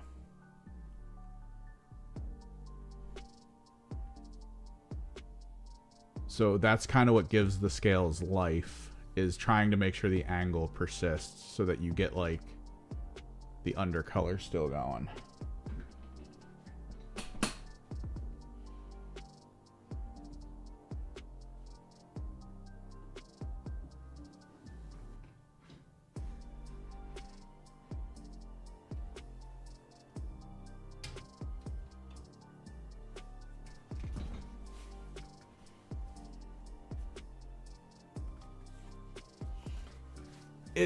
It is a good enough spot for dry brushing. I would also suggest sponge brushing. Sponge brushing could also work really well with that. Have like a really nice like big area sponge and just kind of like across the top.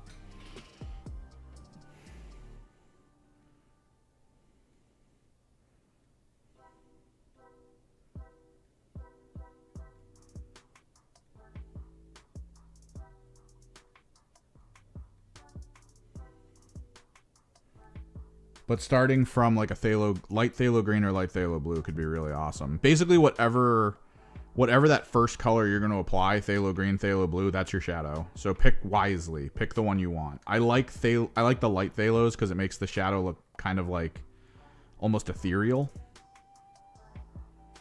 It's like one of those impossible fantasy shadows. But if you're like, I kind of want a dark blue, then yeah, just get something darker.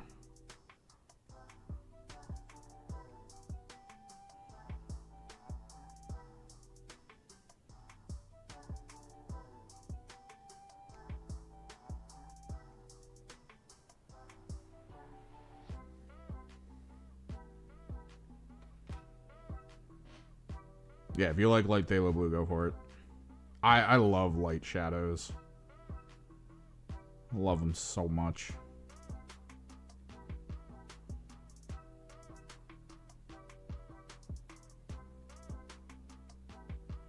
It almost makes things look, how do I put this?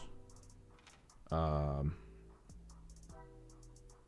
the hell is, God, my brain is so tired today.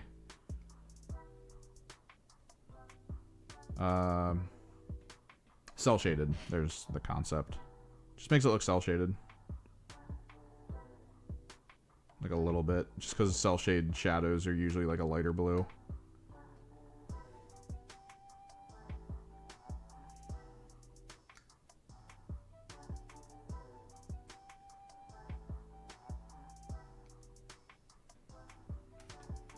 The audio is fine, right? Like, I don't know. I'm trying to make sure nothing's like off about the stream right now. Because I've seen a few people pop in and like say one thing and then vanish. I don't know if they're doing it because something's going wrong or... Okay.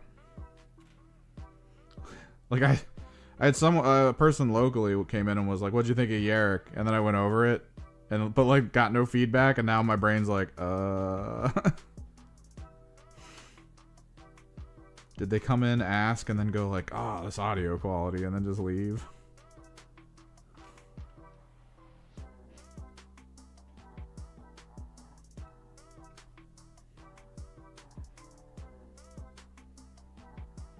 '11th is shaping up to be interesting. 11th edition. Kind of intrigued. Happy I don't have to buy a new codex right off the rip. Happy they figured out a way to basically just let it go into the next edition. It's honestly probably the way to do it. You know it's going to also build in the idea of like... They are going to change stuff. Like there's going to be abilities that get universally changed. There's going to be character stats that might shift and change. So the reality is... The codex is just going to give you access to the live codex in the app.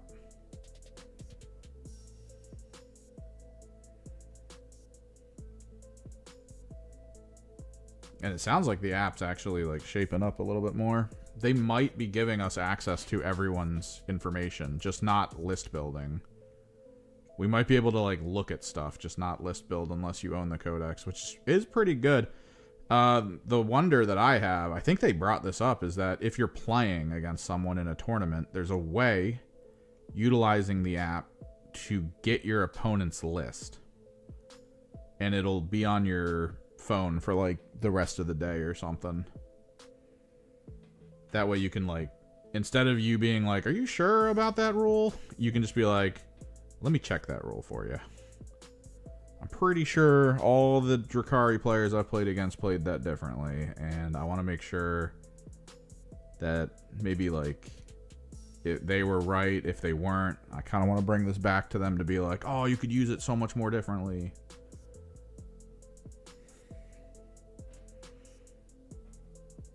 So that could be kind of cool. Looking forward to it. Only a few months away. And I'm out here finishing my last Noise Marine squad, my last Cacophonist, a third Rhino. Despite the Defiler debacle, the US pre-orders being messed up supposedly, we're going to see how it pans out. Now, from what I remember here, you don't glue the shield on until after, because you need to angle the shields to feel normal.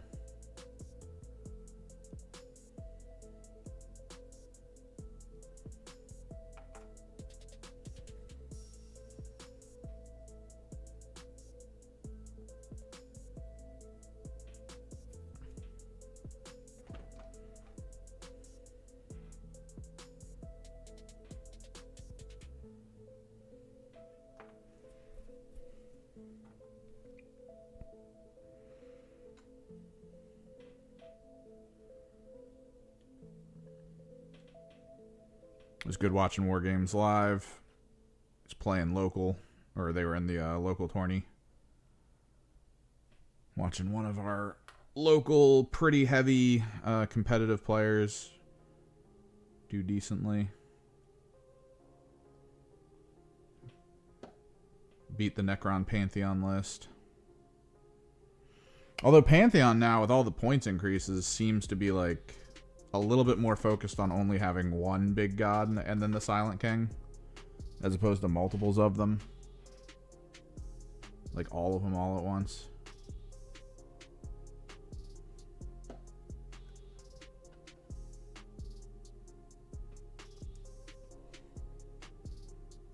Because, I mean, you go all friggin' gods and, like, no mechanics units. You're not really getting a lot of your quests done.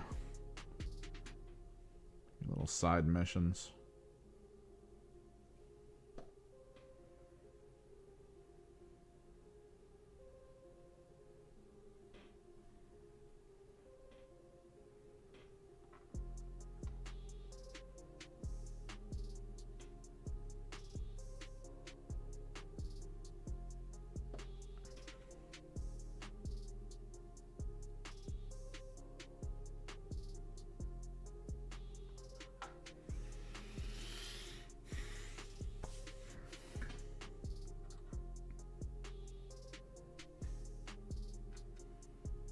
So now the way to go is check this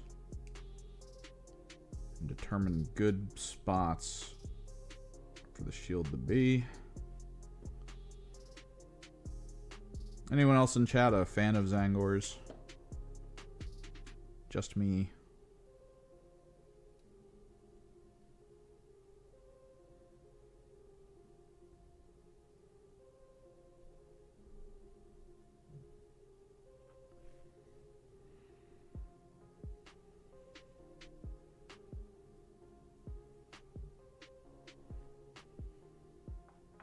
Yeah, just me. I was checking out their Battle Tome stats. The new stats they gave them are actually really good in AOS. Part of me wants to actually try to play a flock list.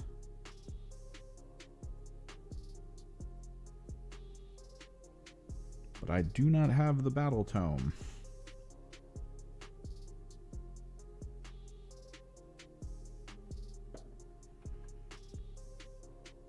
And it is stuck in that like weird limbo state of like, do I get it?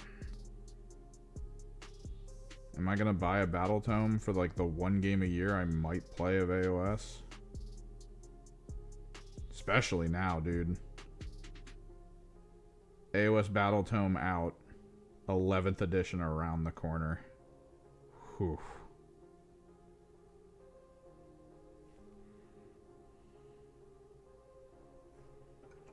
I guess a big deterring moment for me is that none of the local stores had in stock on the day the pillars. Those Tzeentch pillars.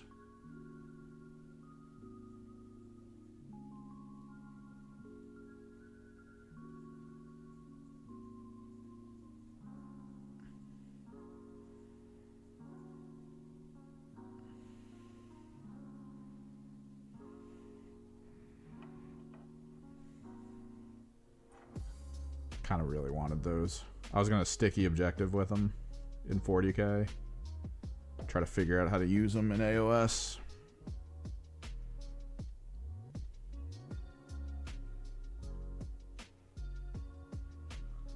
I gotta love it when stuff like that comes out. Because there's always like a run-up of rumors of like, oh, they're gonna try to do away with terrain from armies and things. They're gonna work towards doing away with the terrain from armies. Boom, new army terrain.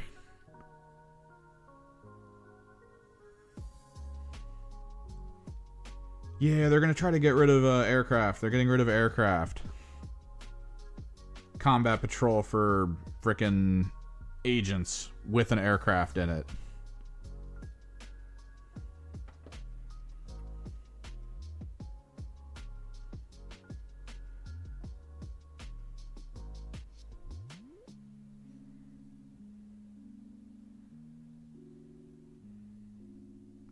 That's got to be a wildly expensive box. I do not know how they thought like it's two, what is it? Not Death Company.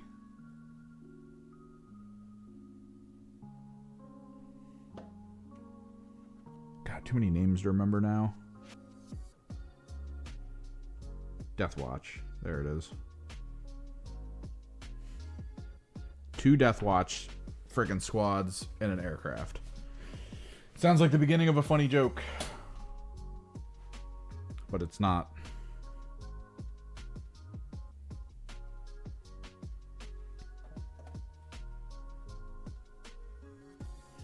I think we get the Tzaangors done today.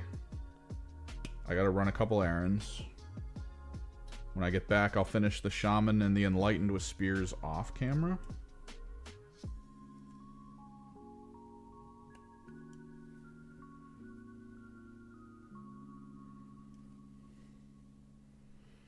The Shaman I'm going to build is going to have a bow and arrow. Because I already have 3 Shaman. And there is a create a hero situation that does involve the potential of a Shaman with a bow and arrow. But that's only for the narrative campaign. So it probably won't mean anything in the long run.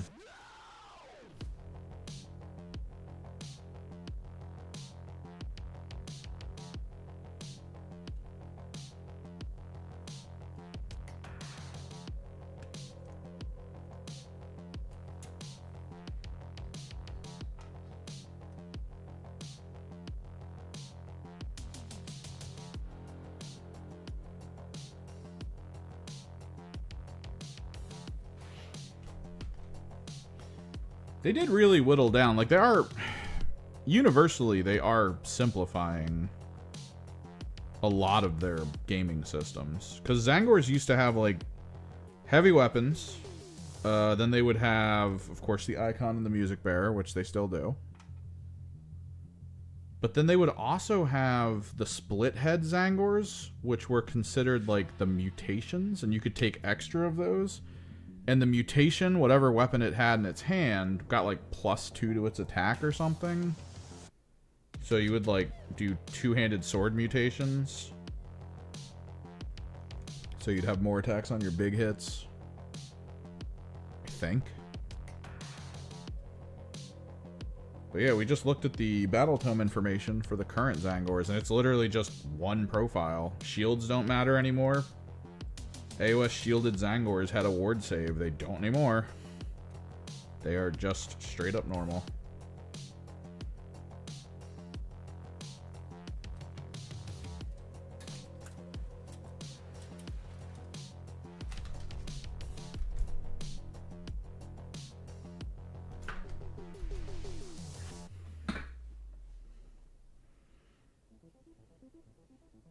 Which is pretty cool, because the thing that they do is actually really strong.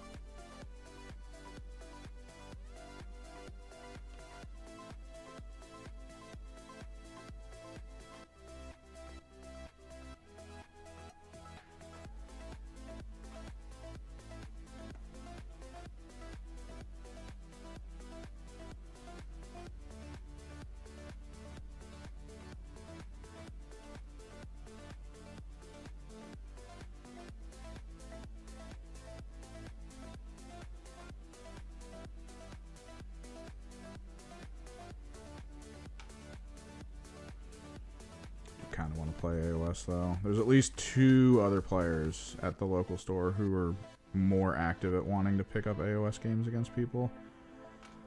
But man, looking into AOS the last time, because when I was at the store waiting for the pre-orders that didn't go through, thank you Games Workshop, I was hanging out watching someone play AOS, and it was consistent. They would like constantly look to me and be like, hey, do you remember how that rule works? And I'd be like, oh god, I remember there was something about that rule being specific, and then being like, alright, I gotta go look for it.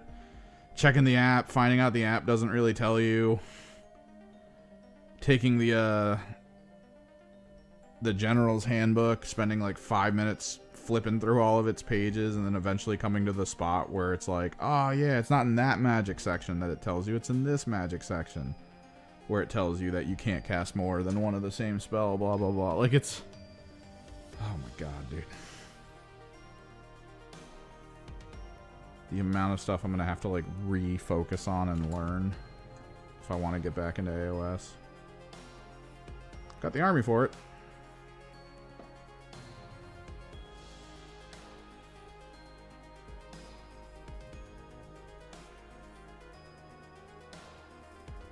Question is, do I want the army? Do I actually want to play it? So it's out there.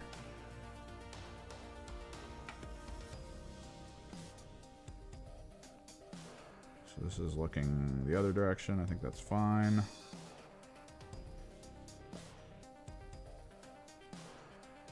Maybe. Yeah, that'll be fine.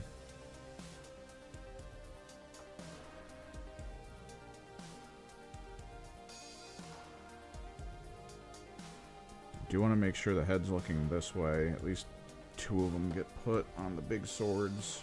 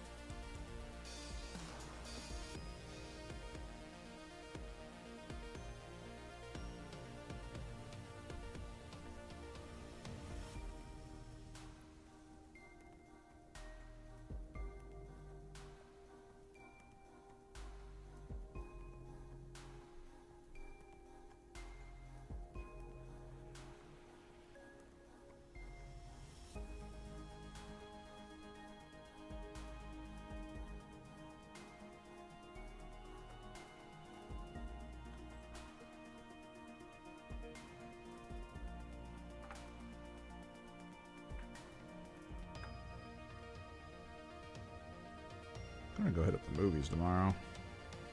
It's been a while.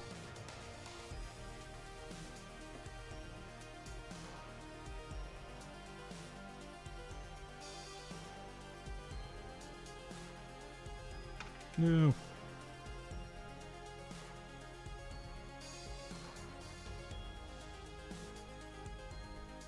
I don't know. Movies haven't really enticed me much.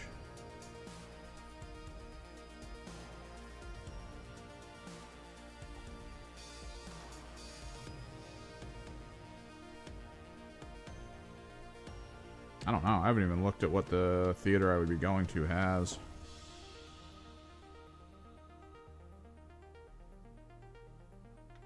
Let me take a quick look. Ooh, I am going to have to get moving here, though. I might not even be able to finish these. I can't, like, go for the finish if it means I'm not going to be able to do half the stuff I got to do today. Let's see what's in theaters. And then get these, get the last of the necks glued on.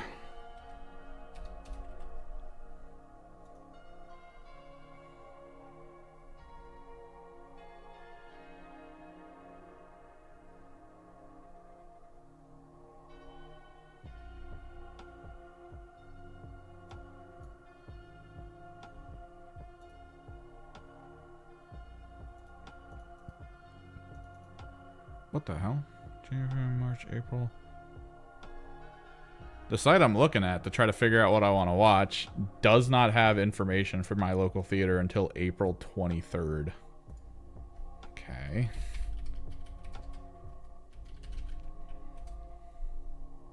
Let's go to the actual website then.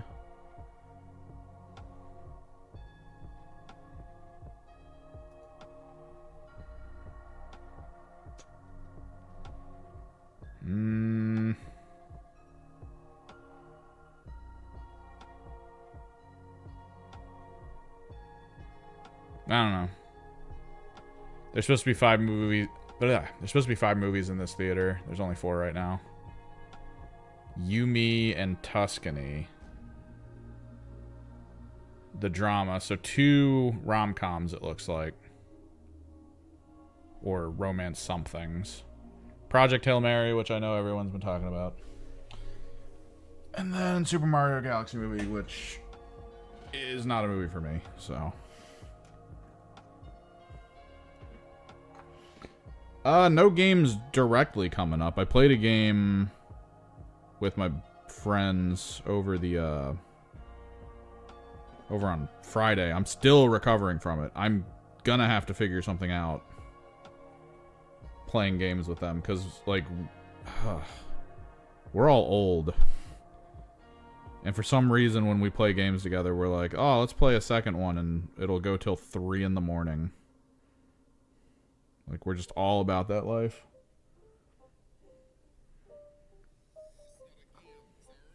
And then I drive home till 3:30. It's just nothing's good, man. Everything's bad. Everything's bad.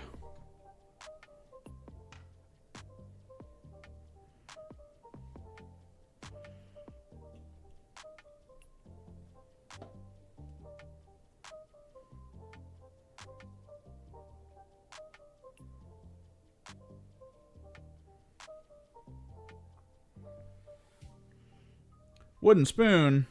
Which one was the Wooden Spoon? Is that the Smoking Boots?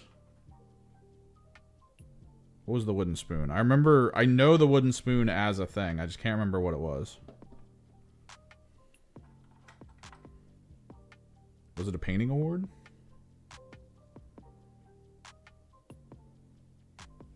Oh, Wooden Spoon, last place. Okay. That's Smoking Boots. That's what usually what we refer to as Smoking Boots.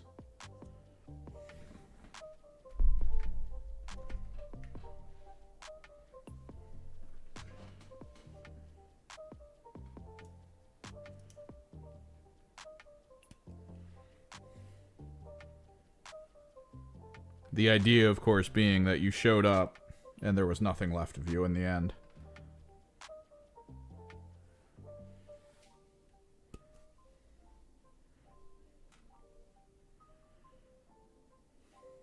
Now, you say your first wooden spoon, which means you've been playing and you haven't gotten last place.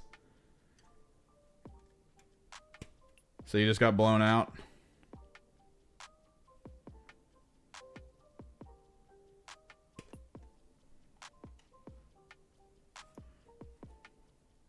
Two, four, five.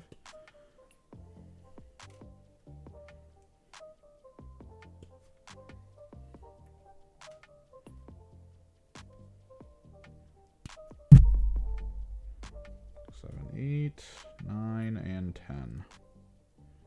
God, they give you so many heads. Step 1, bring dumb list. Step 2, roll poorly. I've been there.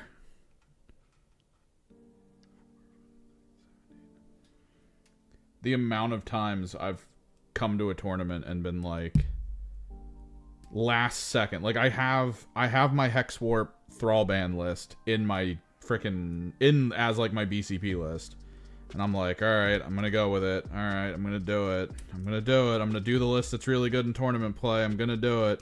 And then day before, I'm like, you know what would be funny? If I could run my double Helldrake list. And then I'm just there with 2 Helldrakes and a bunch of people who are like, why are you running 2 Helldrakes?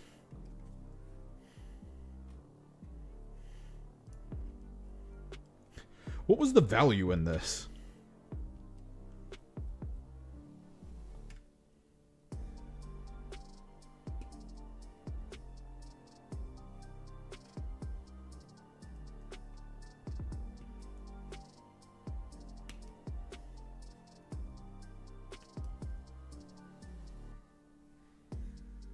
Oh God, were you doing big bugs and knights?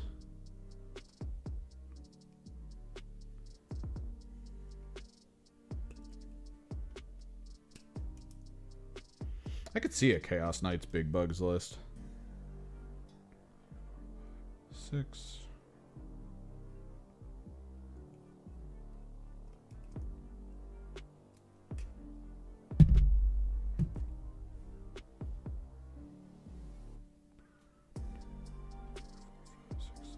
Eight, 9, 10. I need 3 more. I think I have to grab them off the other rack. Nope. I need to grab 1 here and then 2 off the other rack, it looks like.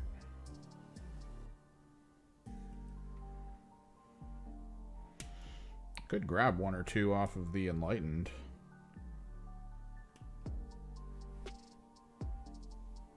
Oh, you were doing an AOS 2s. Oh. Oh, no.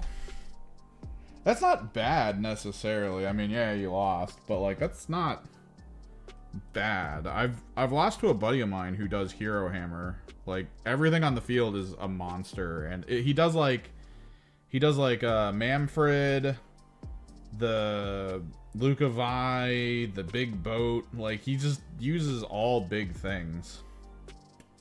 And like I wasn't able to beat him for the longest time. I mean, granted, I was playing Disciples of Tzeentch before the Battle Tome, so. 5, 6, 7, 8, 9, 10. And I was playing them wrong. I mean, they were doing okay in tournament play. It's just I was playing them wrong.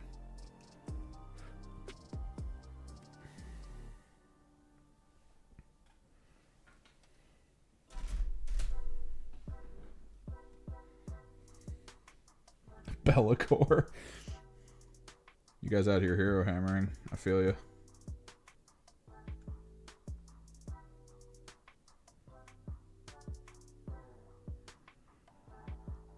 I can't wait to fight all the IG players running both Yarick and Lord Solar. Can't wait, man. Hero Hammer is real.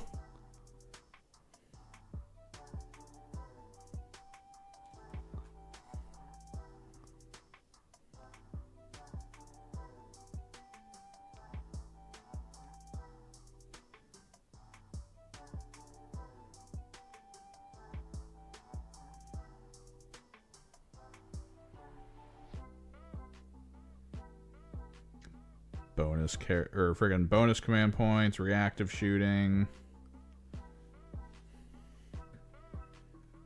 It's gonna be great. Just tossing huge commands out everywhere.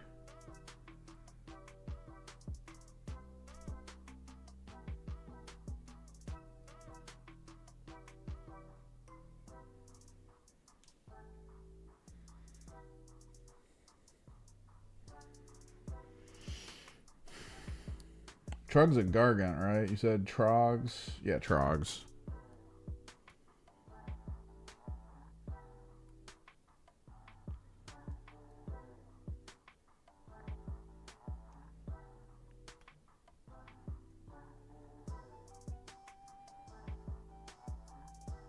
Yeah, I mean, it's out there. AOS gets weird with the durability in it. It's kind of like hard to rationalize the percentages. Because I've seen a lot of fights in AOS end up as like pillow fights, right? Like it's just people who are going to be stuck in combat for the next 3 turns. And then I've seen like a squad of regular little rat dudes just like one-shot a monster.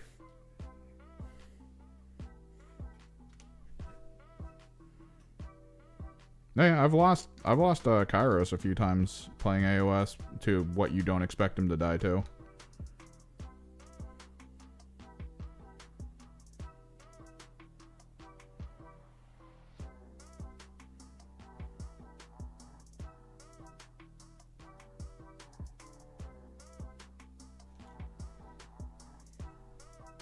I usually run Kairos, 2 Lords of Change, bunch of demons. I'm gonna have to take a look at the battle tome though now, because I think I might want to run Zangors. I don't know. I don't know if I have enough regular leaders to make Zangors worth it. I've got one of the counterspell leaders. I've got a couple shamans, so that's probably good. I've got a couple of like those regular leader guys. I can't remember what they're called. The ones that if they cast 2 spells, they have a chance to kill themselves and turn into Chaos Spawn. I have one of the flying like demon sorcerers that can put everyone in deep strike and do crazy stuff with them. Those guys are expensive as hell. At least they were in points cost.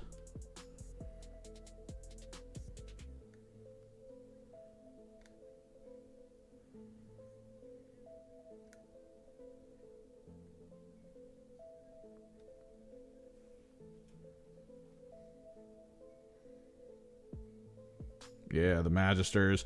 I do have, although I think I might have put them on a larger base. I have the that like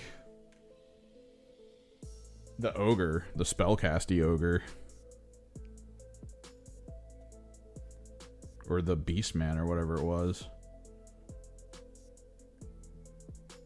I know they adjusted him when they changed the rules over and they started adding like fun and interesting like detachments into the game. They gave them a detachment. They gave like the Thaumaturge a detachment.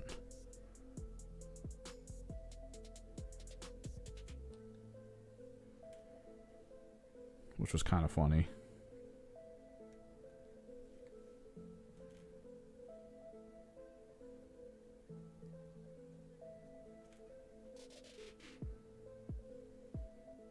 I don't have the new guy, though. The new guy sounds incredible. When they were talking about the overview of him, and it was like, hey, are you losing really bad? Have you been collecting a lot of those Tzeentch coin points? Well, if an enemy runs up on you and goes, I'm charging that, you can spend a couple. And then pick that whole squad up so that they can't charge him anymore. It's like, whoa.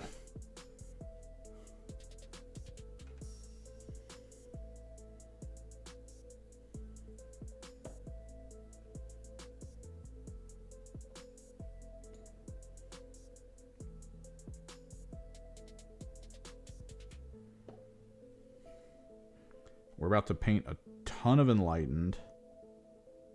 Specifically spear-wielding Enlightened.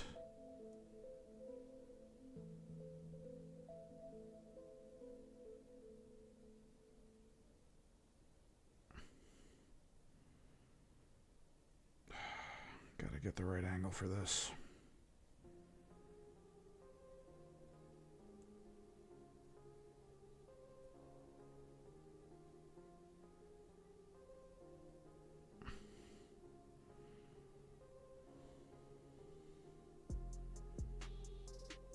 This is the part that is either easy or the most obnoxious thing you will ever do on a Zangor.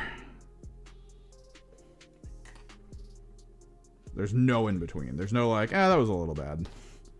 It's just, oh, this sucks, or this isn't that big of a deal.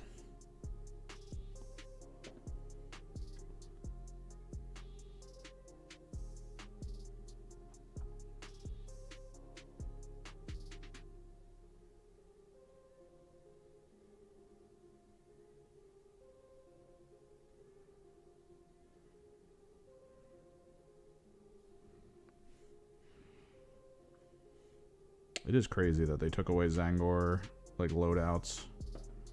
No more shield Zangs.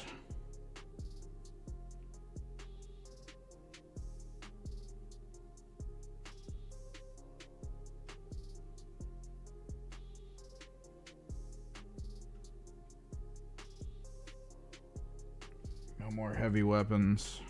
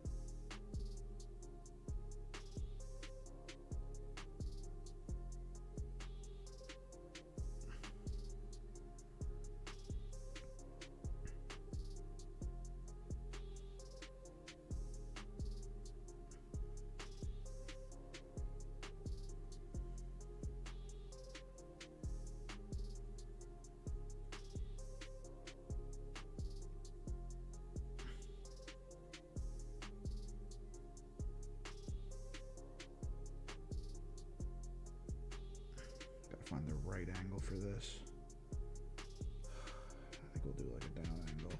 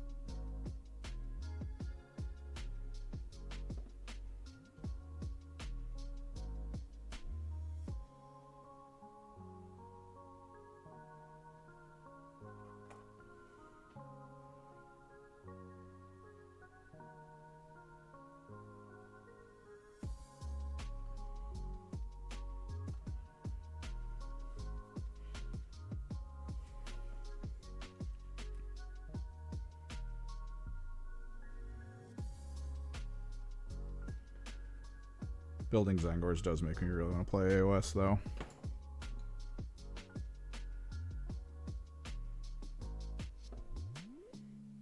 I want to experience Zangors in their natural habitat, man.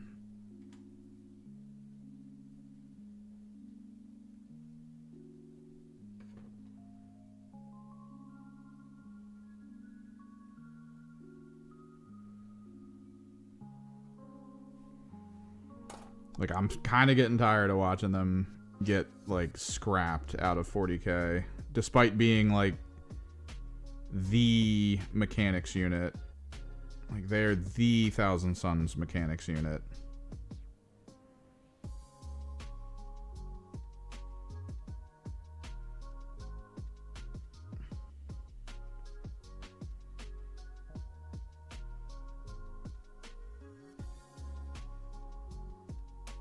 Okay, let me get rid of that shield real quick.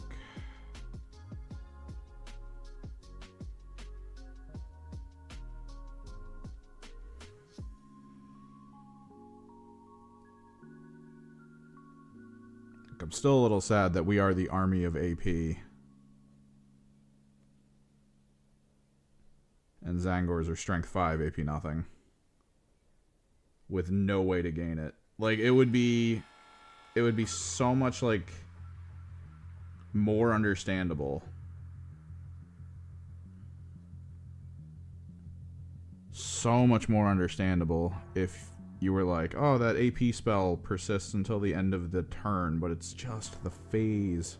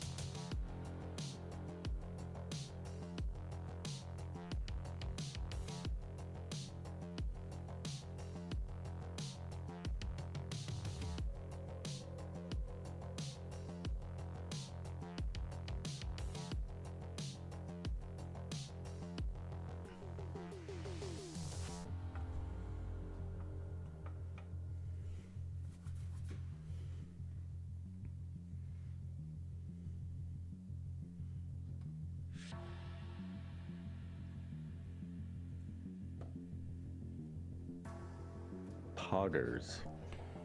Poggers? What's up, Lazanor?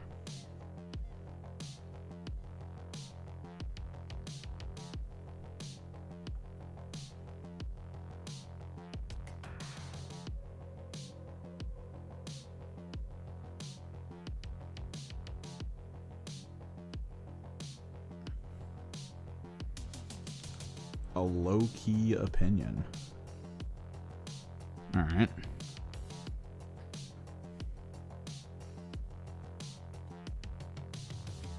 When you say I got a server, you talking Discord or something? What are we referring to?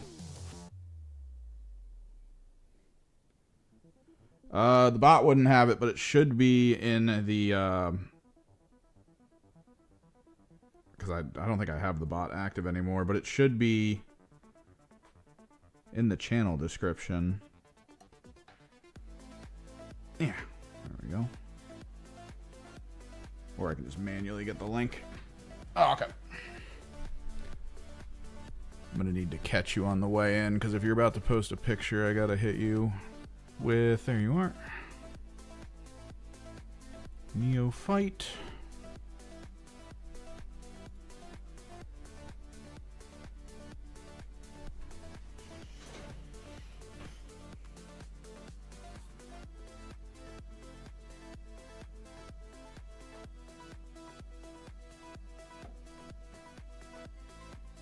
Probably have to take my airbrush apart soon, start getting it cleaned up and ready for the massive amount of airbrushing we're probably going to do in the next couple days.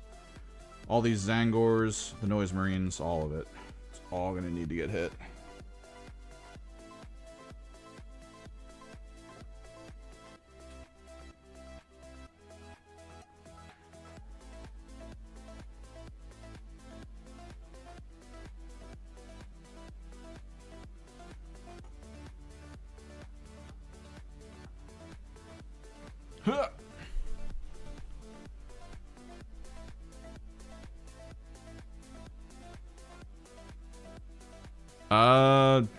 Just to see in general?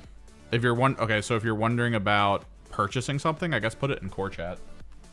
Because like everything else is, or at least try to put it in core chat. I'm pretty sure core chat works for pictures.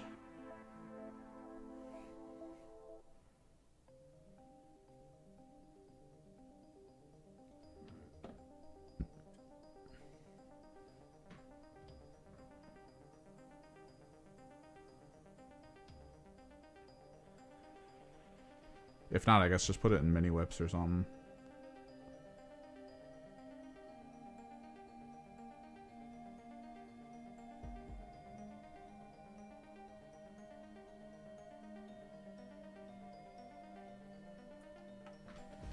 What you got? Ooh, Drakari.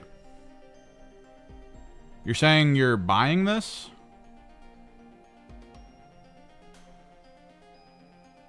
Oh, a listing I bought for 80 euros. Okay. Well, I mean, have you compared? This looks like... I mean, it actually looks Aeldari. I mean, yeah, it's Drakari. The paint job's not bad on it. I mean, I don't like the consistent color, like the red ground red armor.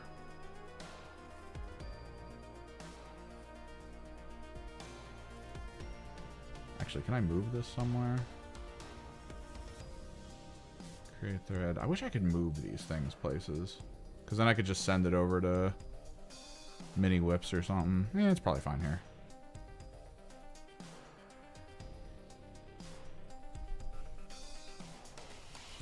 It's okay.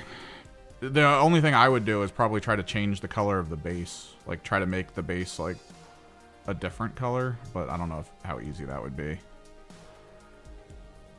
80 euro is equivalent to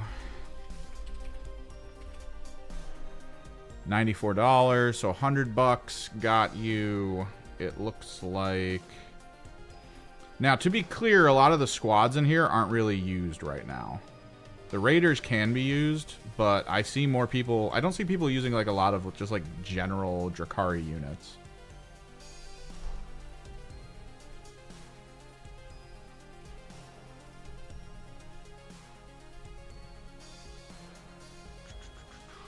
Start here. Army or Xenos armies, Drakari.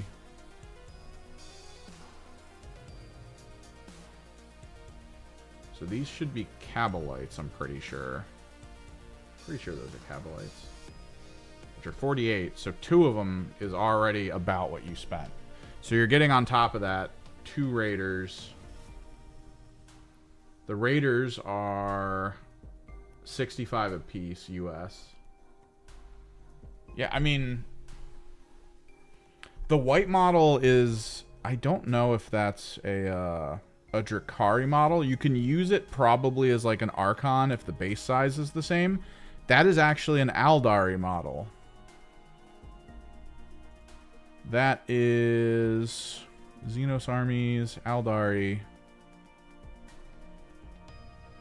Is he anywhere near the top or no?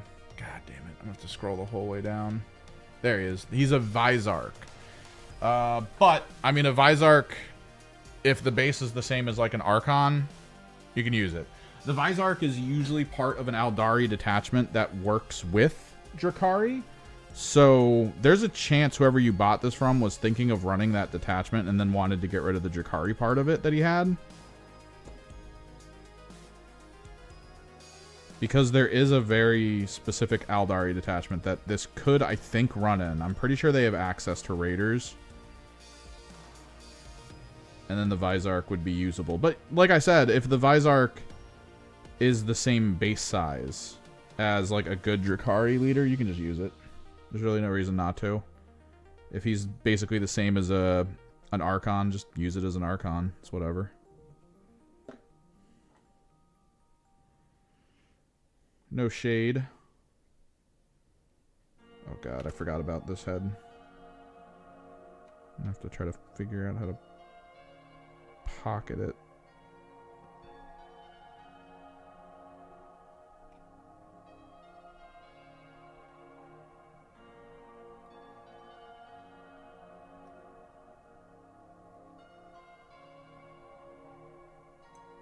God damn it. But yeah, Vizark's good. Literally just the 2 tanks alone, I think, makes it worth what you paid. So everything else is just extra. When it comes to playing the game, I mean, I don't think that currently those are considered useful. I'm not an avid knower, though, of Drakari. So if we have any knowers in chat...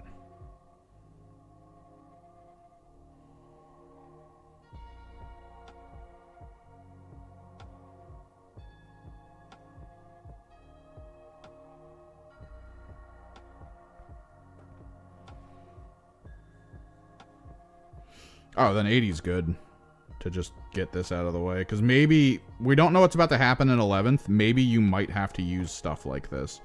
Whereas currently, you kind of just build whatever you want. But there's supposedly something about, like, more Force Org type stuff coming in.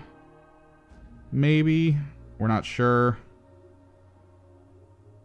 So, like, you could be in a world where you have to take, you know, X amount of Drakari, just basic units. At which point, there you go, you got him.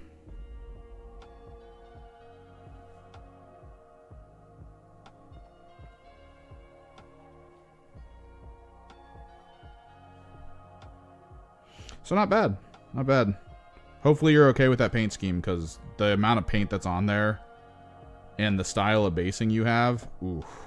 The paint strip effect, if you need to strip paint on it, might be kind of problematic. It doesn't look that bad. I don't like it when base colors, like the world color, is the same color as the army that's standing on top of it. It just makes for weird looking stuff. But like the armor itself looks good. The tanks look pretty decent.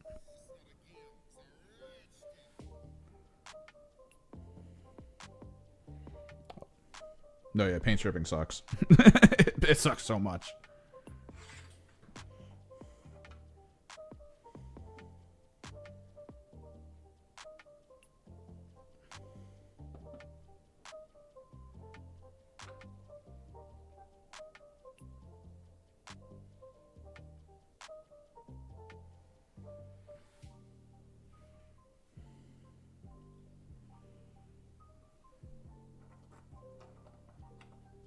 Get these Zangors glued down, and then I probably have to get moving. Yeah.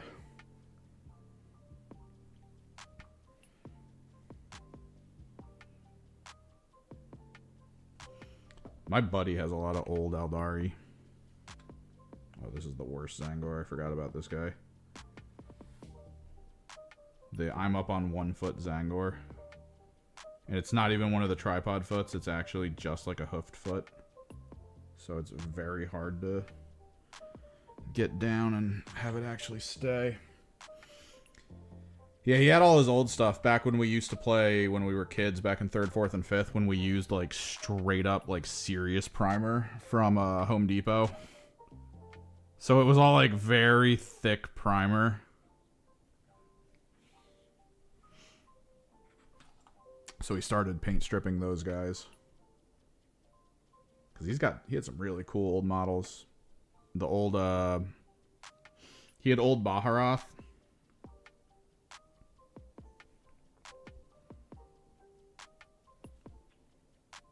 All the old birds, old warp spiders.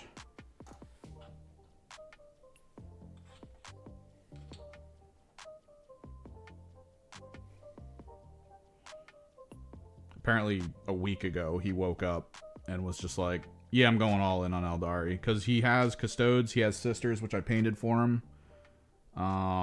He has all these different armies.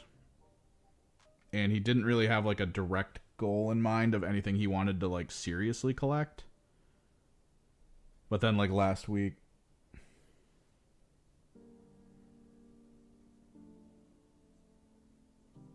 he had a moment where he was just like, no, I'm just going to play Aeldari. And bought like $2,000 worth of Aeldari. He had this giant box when we went over, just sitting in his room, of just nothing but Aeldari. Bunch of tanks, all the new models.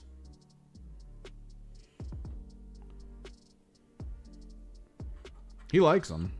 I think he's gotten used to them.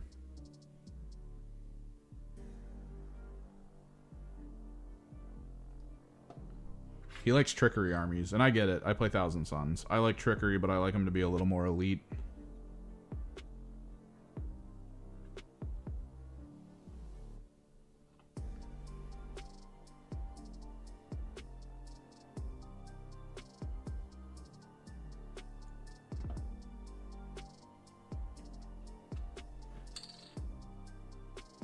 Alright, 10 Zangors.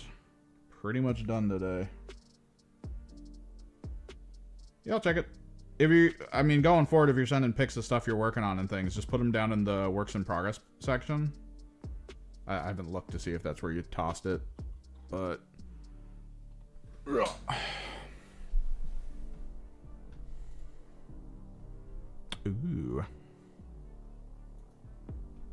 Oh, you got a Land Raider in there. Nice. You got this for 300 euros, which is 352. Yeah, it's pretty good. This is pre-strip or post-strip? I'm guessing this is pre-strip. Just the sheer quantity of different reds. Dark red, light red.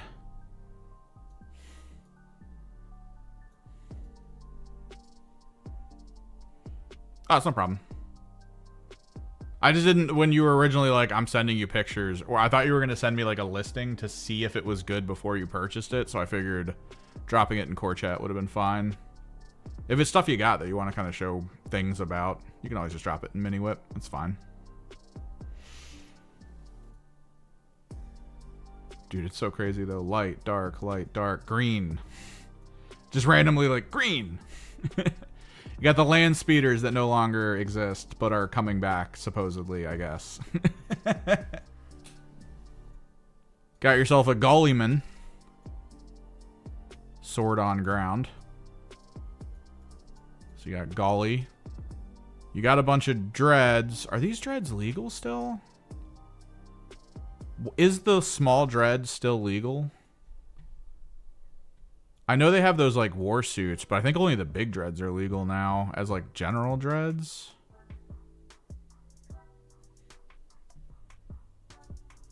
I wonder if they sealed the green. But yeah, I gotta get moving because I gotta run an errand before picking someone up. Oh, 5th edition. Yeah, then you're fine. Except for Gully. You can't use Gully. Maybe use him as something else, but...